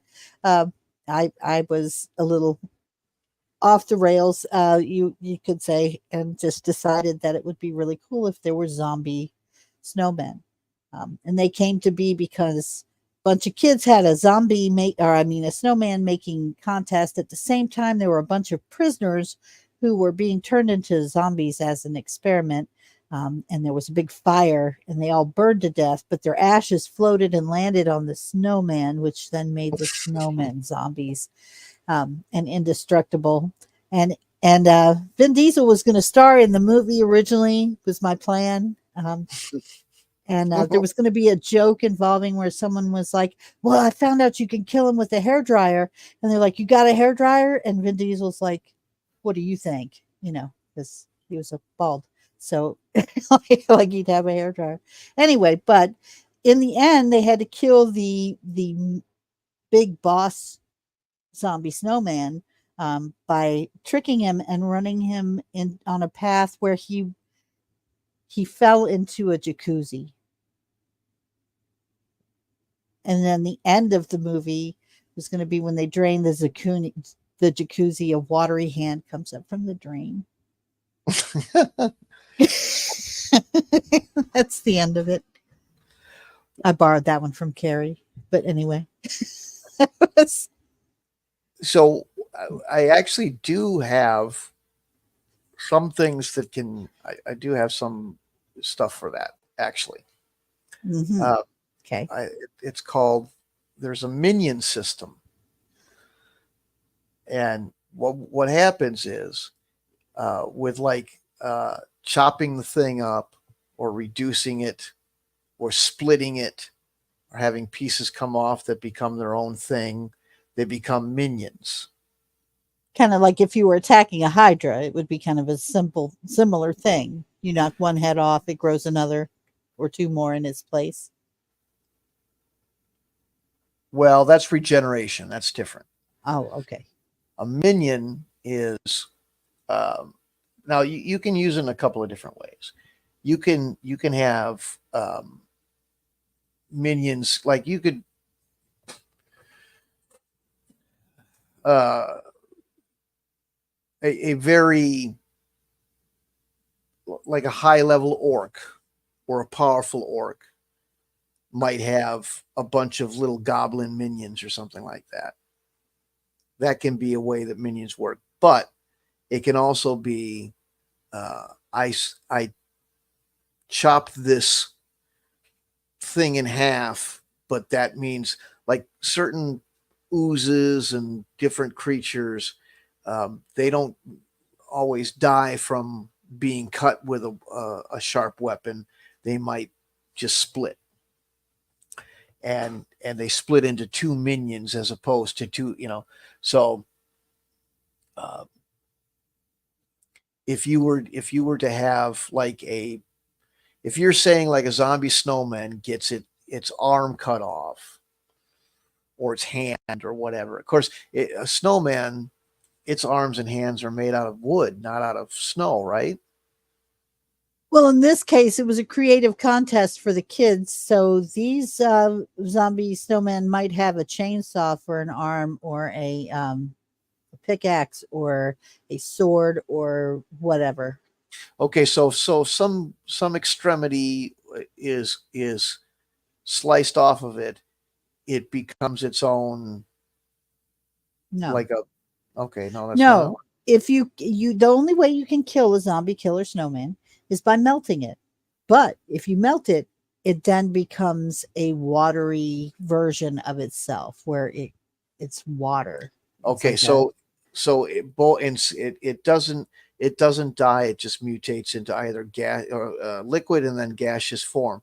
Okay, so that's right. Yeah. how do you end it? That's the point. You don't. You can't It kill just it at keeps all. mutating it. Yeah, you can't kill it. But of course, the people in the story didn't know that. That was the whole point of the movie. But anyway, it was to leave you with that it's going to come back because it turns into water. Okay. So, I mean, again, you can do that. There's nothing preventing you in the rules. I think you'll have players that'll be upset if they can't kill something, but like we said, The but only yeah. thing you could do if it once it's in water form is you could like contain it. Mm-hmm. Mm-hmm. You'd There you have go. to trick it into getting in a pitcher, and then you put the lid on it and seal it tight, and it can't get out. Right. And then it can just angrily wave at you. But you'd have to keep it heated so it doesn't freeze back up, or is that the deal? Well, yeah, it has to at least stay room temperature. Don't get it too hot because it'll turn to steam, and then you're in trouble. Okay. All right. Well, there you go. I mean, Sorry, that's to be fair, I did not come up with this without assistance. This was not something that I just. I mean, this was kind of a. Those were really good brownies, if you get my meaning. okay. Sure, I do. But Yeah, anyway, the minion thing is certain things, like I say, if you chop off a piece, that piece becomes its own little mini version of it. right. And there's three levels of minions. There's, the one wound, one hit, two hit, or three hit minions. Hmm. And they're so small and insignificant, but they can attack in waves, or in groups, they kind of overwhelm with numbers and stuff like that. But they're real easy to knock off. So they just are one hit, two hits, or three hit types of thing. So a level one minion is killed outright by any hit. A level two minion is can by any. Well, I've actually got it one, two, or three. Um, so wound level. So level two, has a wound level of 2, or it dies on one light wound. The next one, level 3, has 3 wound levels. So you have to strike it 3 times for it to Yeah, die. basically. Yeah. So Significant enough that it does gives it a wound, not just a I glancing blow, right? right, right. So That makes sense. stuff like that. So there's a couple of ways to do that. That's one of the ways. And let me say it again because I just realized I said it wrong. One hit. Level 2 is one hit. One. Jesus, Jason, get the word out. It's one moderate wound or one serious wound for level 3. I gotcha. I have a little Okay. trouble. I need a little water. Yeah. Well, we have pushed it past midnight, so you're turning into a pumpkin. I can see it. Well, I was trying out there. If you saw me kind of choking, looked like I was choking up. I was actually choking. I have a little bit of a nasal issue, and it's kind of dry, making my mouth dry. But anyway, so here is the here. I can show you this part. This is all I'm going to show, but I'll show this much. You can see. I don't know. Oh, that's right. It doesn't probably come out weird. What if I hit it this way?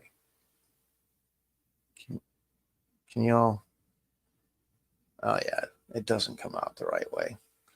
But anyway, there's the list of well, you can't see it in there because it's all messed up, but the size levels, and that's what the scale Oh, I levels. think I have that actually where I might be able to show that.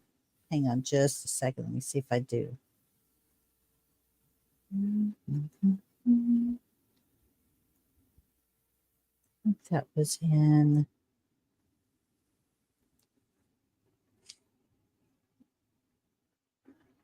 Yeah, that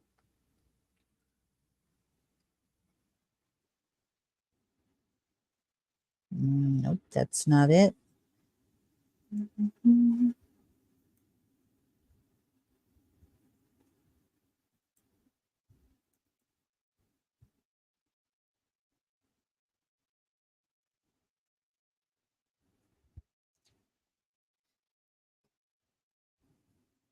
Go ahead and continue talking while I'm looking for this because I don't know if I will be able to find Oh, it. Sorry, I don't want to. I don't want to have silence while I'm digging through my files that are badly organized. I'm so sorry.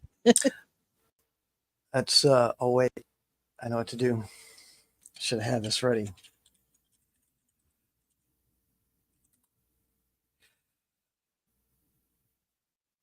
Let's try this.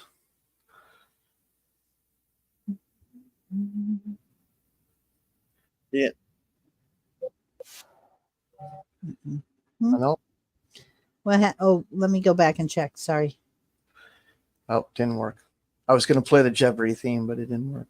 So No. anyway, that's another one of the. Let's see. Oh, you were asking about hand to hand. I was asking earlier about hand to hand and doing kind of like karate or different fighting styles, ninja Because everybody type was stuff. kung fu fighting. Oh, I love that song. Oh my, yes, sirree. Well, yes, there is a way to do it. Now, I have a couple of different ways for a couple of different um, situations. Um, I have mass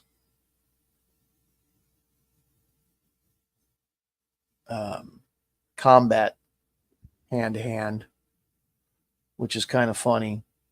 Um, what I wanted to do was there's a you can have there's a random table for brawl attacks. Hmm.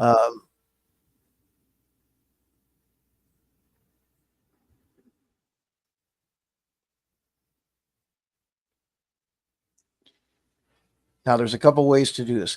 Um,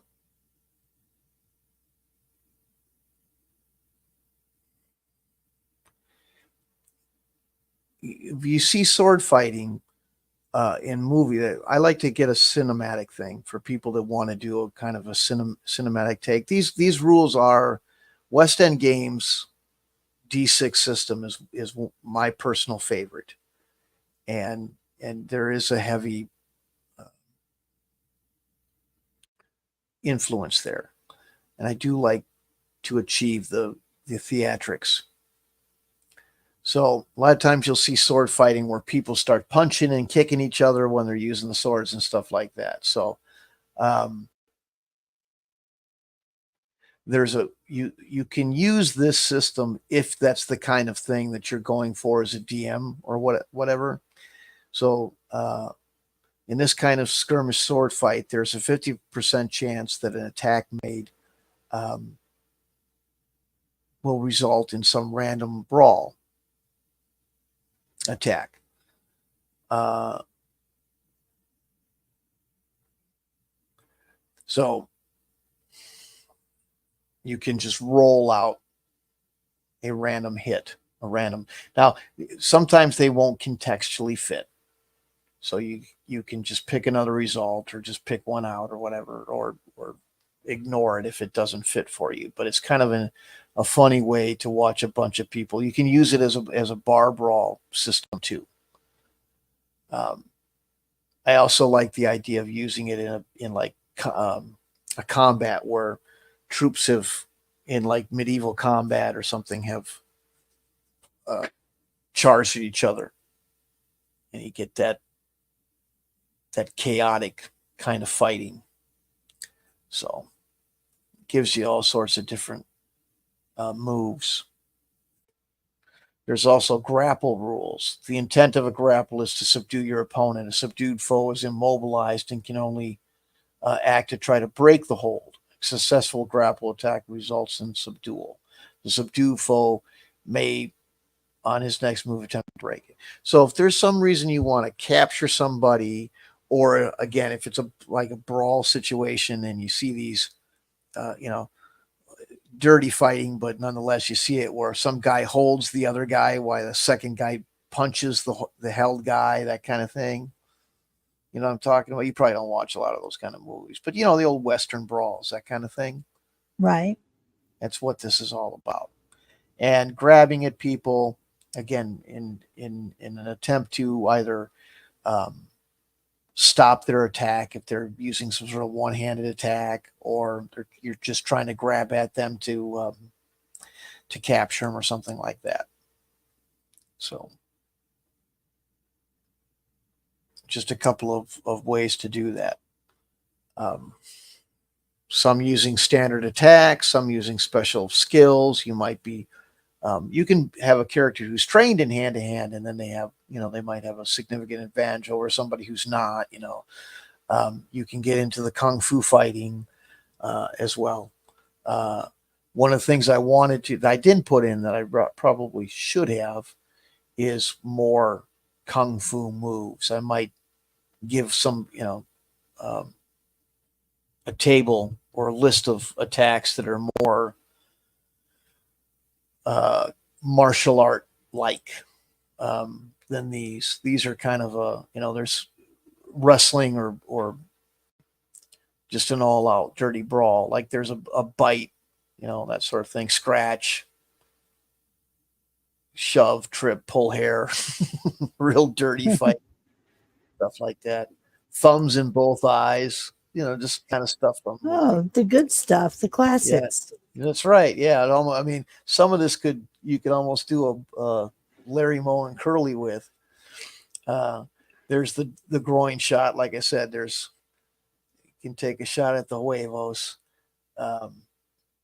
But there's stuff for the swords fighting. Like you ever seen two guys lock up their swords and one takes the handle and hits the dude with them to break up the thing. You got the pommel strike with that. All sorts of things. There's also taunt and wink if you want to get weird and get into that, which just infuriates your opponent. Right, stuff like that. Yep. There's the clinch, which is a means of grabbing, a headlock, that sort of stuff. The leg sweep, that's one for martial arts and other things. Sweep the leg, Johnny. That kind of stuff. Kick him in the knee. Kick him in the other knee. Yeah, rah, rah, ass, kick him in the ass. So, the choke hold, your straight gut punch, bear hug, headbutt, all over the place with that. So, and like I say, there's means of changing this around, adding to it, coming up with different attacks. If you want to get real specific and put all your Krav Maga attacks in there, and it's Krav Maga, man. Whatever. That shit. Oh my God. Oh Lord. That was good. I love that one. But that kind of stuff, and put it in there, and I might, like I say, go back and have that little things that you can download and stuff like that. So, oh yeah, there's plenty in there for everybody. So, sure like to see a return to another thing I was going to bring up as far as things that I hope will come along again is I sure like to see our buddy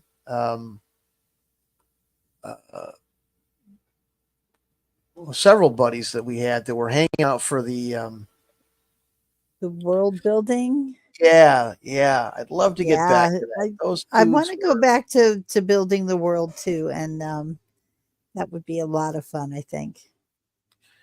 I don't know if that fella finally Hanabi, that was one of them. And you're wrong. We changed days that we were doing it because my work schedule changed. So I think that's right. And he couldn't do it. He had some prior engagement. He had like a church social or something of that nature right. So maybe we can work that out. It would be nice to have them back. He was very, very creative. And I love working with creative people. It's to me, creativity is one of the most fun things in the world. And I wish I had a little more of it. But you've inspired me. I had forgotten about that whole discussion about the zombie killer snowman game that I was going to do. I should do it. We This should do my it. You should do it. I You should, should do yeah. it. I mean, because the whole thing was going to be you start off with just a basic snowman, and then like as you play the game, you have to collect different things that can be his arms and his weapons, obviously. And Right. then you're playing with other players. They're trying to build their zombie snowman, and you've got to try and get them. There's a countdown for it because the prison's going to catch on fire and all the ash is going to fall. You have to have the best snowman before the ash falls, and then it's kind of every snowman for himself. And once that happens, as you go and fight with the other zombie snowmen, you collect their weapons and until you are the king zombie snowman. We had the snowman free for all, like you're talking about. Then we Right. had the the human survival Yes, version. the survival version where you have to hold up. You play as the human against the zombies, and you have to collect weapons, but you have to make your way to and it's all card based, but you have to get to the places where you would hide out in a zombie apocalypse. The mall, a library, We abandoned school or whatever.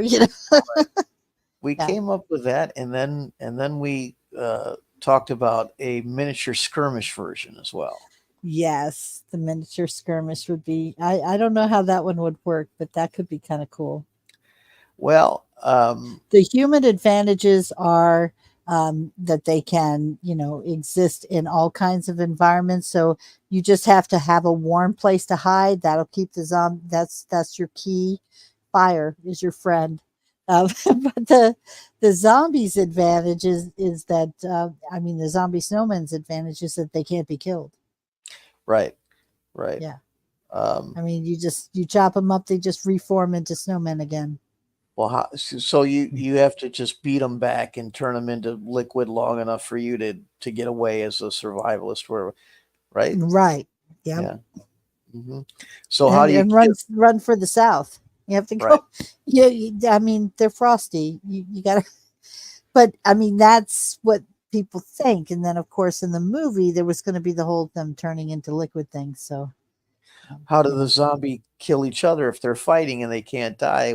they don't What's kill each other. They just steal each other's weapons. They just beat each other up, and then when they disperse the one zombie, they steal his weapons, and then they become the kick-ass zombie, and that other zombie has to go and look for some other weapons to replace so the ones he lost. so when you're fighting zombie, or when zombies are fighting zombies, how do you win in that game?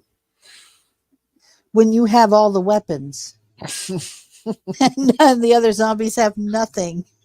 Zombie American zombie snowman. It's all about getting an You have arsenal. to. Yes, that's right. When you own all the weapons and the other zombies are disarmed, it's literally you have to disarm the other zombies. Hashtag second A.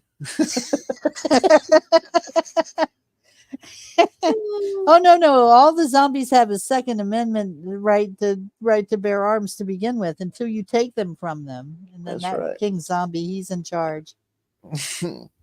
Well, that'll be a good Kickstarter. Do Right. do the card stuff, and then for the stretch goals, do like the miniature game would be like like if you did all the stretch goals, because that would be more expensive and unlikely unless you got a lot of money. So you'd Yeah. make that the stretch goals. It'd be neat because I went Yeah. and looked up some miniatures, and you can have some created and all that. It would be a fun game. Oh, But the zombies would totally have like little holes on the sides. They'd be shaped like little snowmen, of course, but then right, they would have little holes on the side for their so you can put weaponry. put different weapons on them and stuff like That's that. right. So there's people out there that'll do that sort of, and of course it's easier now because they've got the 3D printing and all that. Of course, the problem Right. with the 3D printing is volume, but Right. there's sculptors out there that you can work with. I was watching a guy do uh, uh, like a Kickstarter. It was a different company. It was called Backer Kit, but it was the same premise, just a competitor. Right. And he was doing an RPG, and the RPG, he's not a fan of miniatures, but the people wanted miniatures if they got a stretch goal. And so he had a guy looking at it and doing the miniatures. So I could ask him and get some ideas on who to ask about making that stuff. But I would definitely make that like the ultimate stretch goal. Like, you know, it'd be cool if it happens, but the card game part would probably be, you know, much more feasible and realistic. And I'm sure there'd be a lot of people that would, you know, enjoy that. You know, Oh, it could be a lot of fun. Yeah, that could be a if you pretty fun game. get a good artist to make, you know, really funny, you know, that's all about having the right pictures. So those card games and stuff is all about that. You got to get the right vibe. And each have, of the snowmen would have different names. They'd have to have some pretty cool names. You know, right. To Yeah. go with it. Yeah. But if you could do most that, of them puns on being cold, but you know, right, doing that sort of thing, and it's just a neat way. Hopefully, it works. But even if it doesn't, it'd be really interesting to get the experience on how to use that system or how it works. right.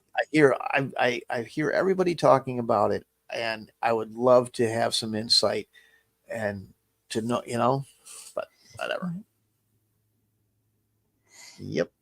Well, let's play a game, not now, but let's play one. Let's next time. Maybe that should be the next episode. We just I if people want to, you know, they want to go ahead and send me an email, request the invitation. You know, we can get you to come. We're going to schedule these for 9 p.m. and please forgive us, you guys. I know we were 2 minutes late getting started this time. Sometimes that is the way, you know, if we can't click fast enough.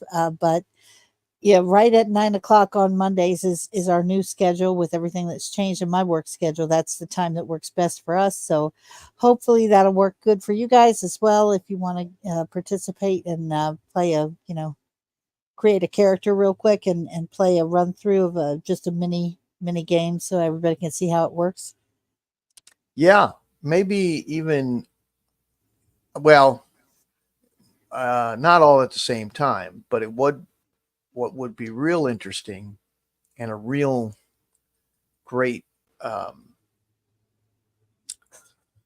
demonstration is to do several, but in different genres, so people can see that this thing works. It's, you know.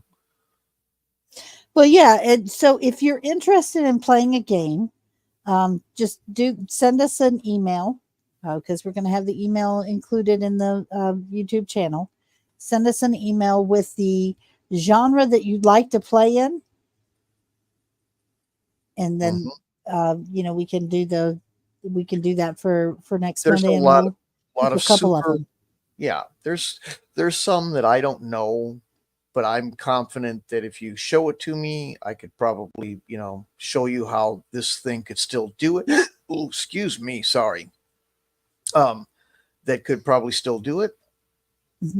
But I would definitely do some sort of war situation because it can do war gaming, and I really, really, really want to show that.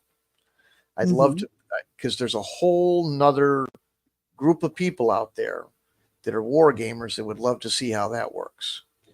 And, you know, we're making. I like a good war game too. No, I've played well, not a full war game all the way through, but I played with you one of the Paracosmic Convergence war games, and that was an interesting. Yeah.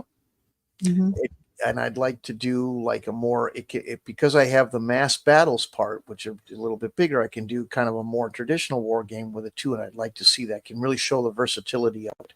And we've been talking to RPG people about this.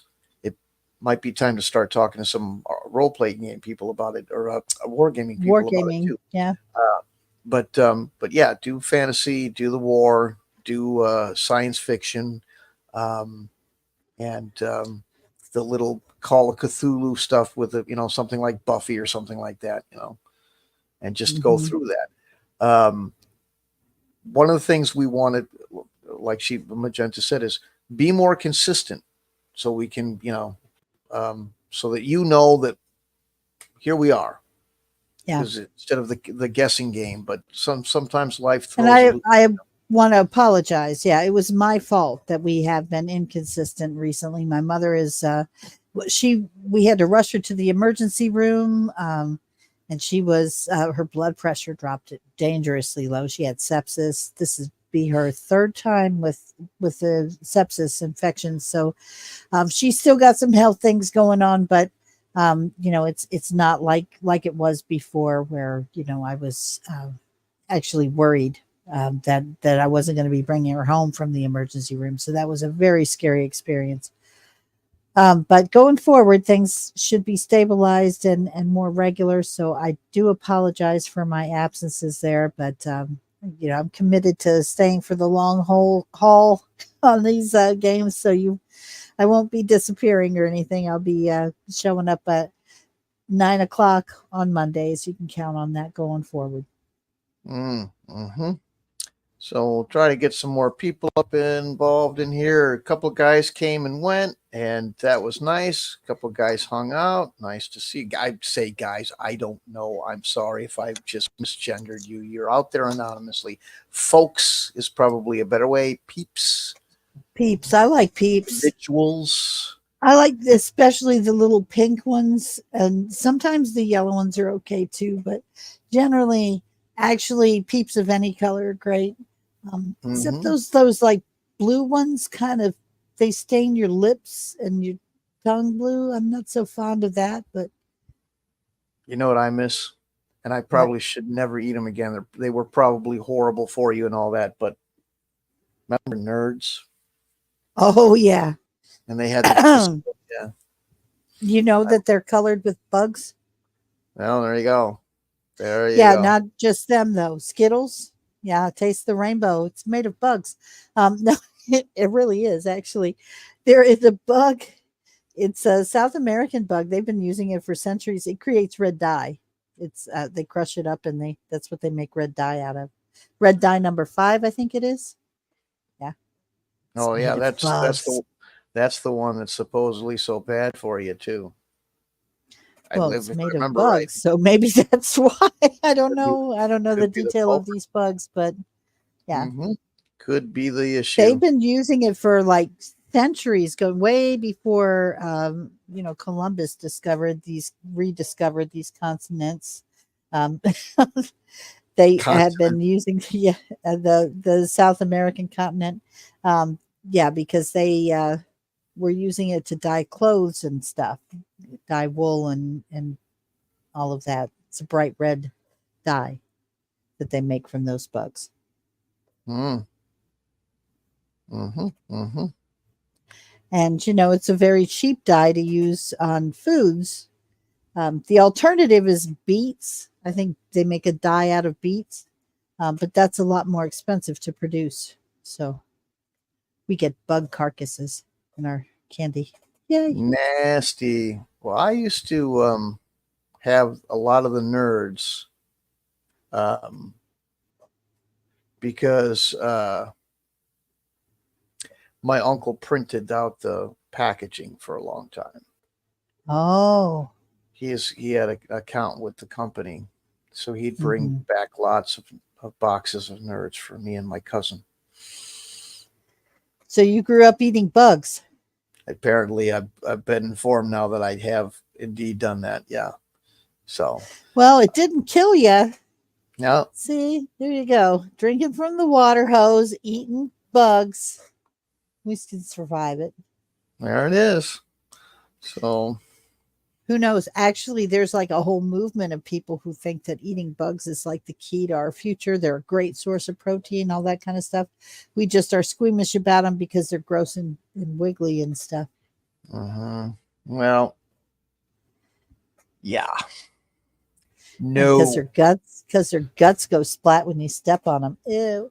Yeah. Oh, it's so nasty. Nasty. Yes, they are.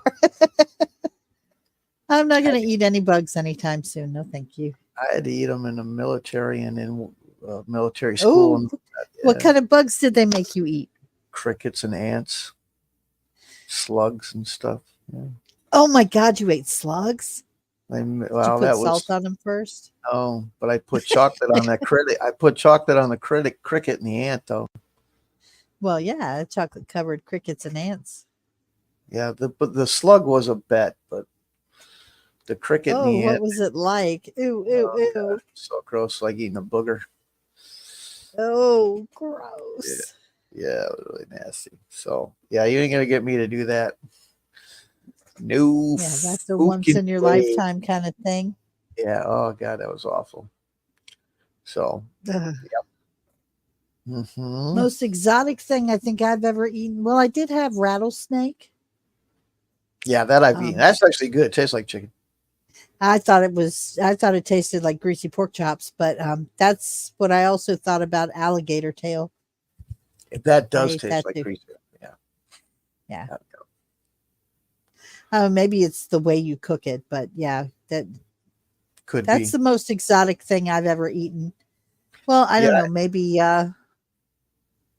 octopus. I did eat octopus at the sushi place one time. Oh man, it's like you got to. Oh, I did very have.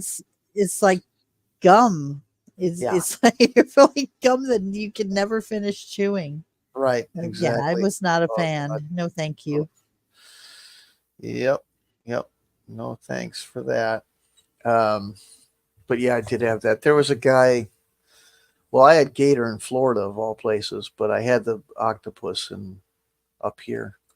I had a buddy Yeah. that worked at a seafood shop, like a real big gourmet one. They had everything, including alligator. And but but yeah, I tried some of that again on a bet, um, Oh, and it was horrible. But, I yep. made a bet with you to eat sushi one time, and now you love it. Right, right.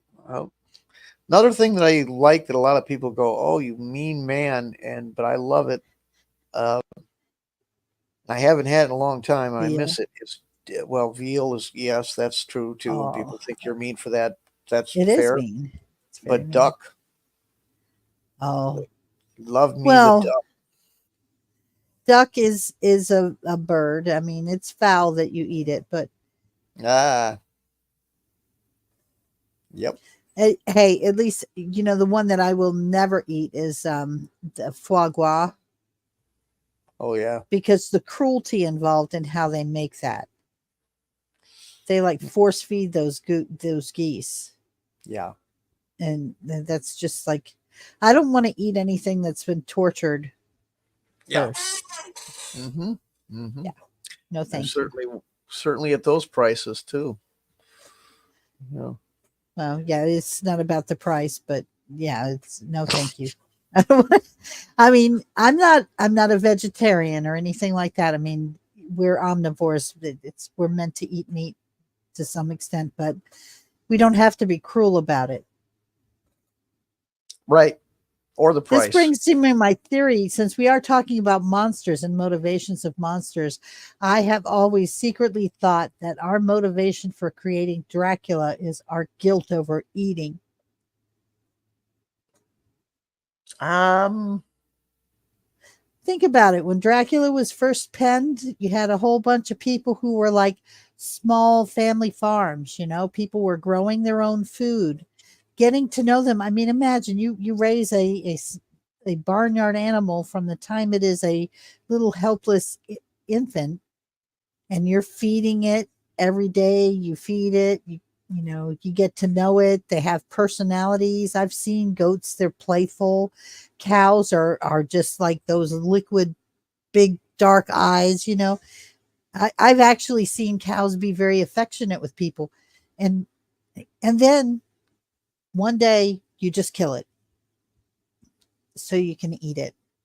And I think It there's some guilt that comes with that, and so I think that that's what spawned the whole was concept of 1897. vampires. Still, yeah, I mean, family farms were still a thing. People still lived on family farms in that part of the world. So yeah, What part of the world are you talking about? in like Transylvania, where he was inspired to write the story, right? Bram Stoker, like the Eastern Europe. Yeah. There was a lot of farming going on. Yeah. I Yeah, suppose. Yeah. yeah. I think that as humans, there is. I mean, even if you're not a vegetarian, there is this awareness that you're eating living things to survive. And I mean, we now that we're like getting our food prepackaged in a grocery store, it's less obvious. We don't even call it by the name of the animal. We don't go and buy cow meat at the grocery store. We buy beef. So we distance ourselves from the concept of it, but that distance wasn't always there. People would actually get to know the animals they would have to eat later. Blackie. I'll tell you about the Blackie story. Yes, that's right. You did. I forgot about that till now. Yeah. Yeah, that's awful. I wouldn't eat Blackie either. That was the Oh, name of the pig, right? it was, yeah, that was the name of the pig. There was we always picked one out to keep. And when my sisters were old enough that they had to work, uh, the one that they kept was Blackie, and they fed it, and it was the only one that had that coloring on it, and that's thusly called Blackie. Of course, now people are like, that sounds racist. Well, whatever, but that's not. And They were kids. They didn't mean that, right? yeah, right. It was just that was the only one of that coloring, so they picked it out to and then To spare it for well, being. there wasn't to reserve it. Everything else was Oh, sold. This one was kept for our oh, own consumption. So one day, and it wasn't the only one, but it was one of them, and and and did they know they were picking it out to eat later? they wouldn't have. But my uncle sat down when my uncle who ran the farm says tonight we're having Blackie. Oh my God. Now, why That's the why hell your sister was a he did vegetarian that? for so many years. I Okay, I don't know get it now. why he would do that. I mean, you know, even if you're That's used just to it, meanness. why the fuck would you say that? And Oh, that was mean. ever like I mean I didn't care because I'm not that I just but most of the family just was like they got up and wouldn't eat it at all. He didn't need to say anything. We ate ham like that all the time. There was no need to bring it up, and he didn't. He acted like it was just some absent-minded thing, and it may have been. He wasn't a cruel man, but everybody's like, "Why the hell did you just shut the hell up and serve the thing? Nobody would have known the wiser." And Yeah. but yep, but you could hear every cheer. I'm getting it's giving Silence of the Lambs. What's that? You don't know the story that Clarice of Silence of the Lambs, the whole story that she went through, that what traumatized her as a child was that she was sent to live with her uncle on a farm with the lambs and he killed them. She could hear him screaming as they were being led into the barn for slaughter, and that's Yeah, that's traumatized another her as thing. a. Yeah, well, Yeah, and I've heard that too because they know. yeah, they They do. absolutely know. When we used to have to get them up on that truck, and they knew what was up when they got on that truck, and they were loud and yeah, hmm yep, Oh yep. goodness, yeah, Yep. it's hard. I mean, that's why I think the Native Americans had it right with the respect that they showed to the animals that they ate. They didn't try to imprison. They let them live their normal lives.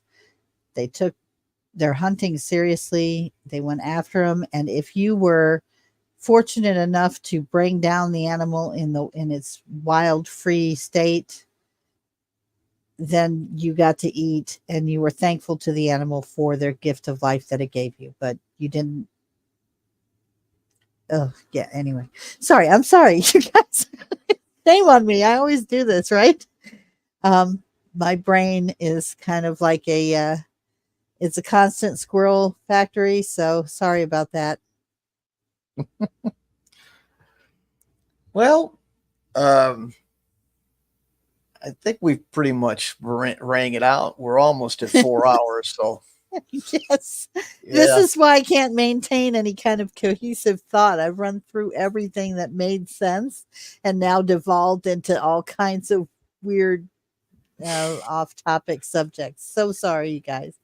But we do want to get back to gaming topics and all of that kind of stuff, and would love to do a run through, just a sample, one of the shows that we're doing. So if you're interested, if you know anyone who you think might be interested, feel free to direct them to the channel. We always do appreciate when you guys share the link to the campaigns and conquests for your friends and anyone you think would be interested.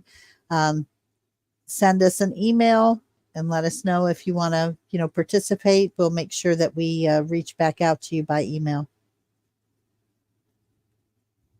And with that being said, I think that I should call it a night because my brain checked out about an hour ago. So, how about you, Storm? Anything you want to add before we wrap it up this evening? No, I think that's pretty interesting. We'll look forward to maybe playing and showing you more of how the system works with actions instead of words. That'll be kind of neat. So, right. Looking forward to that. No zombie killer snowmen in the story, though. We want something killable, okay? Maybe someday that'll come. Yeah. Who knows? It might become a thing. Be a fun game. Anyway, yeah. I can't. I would love to.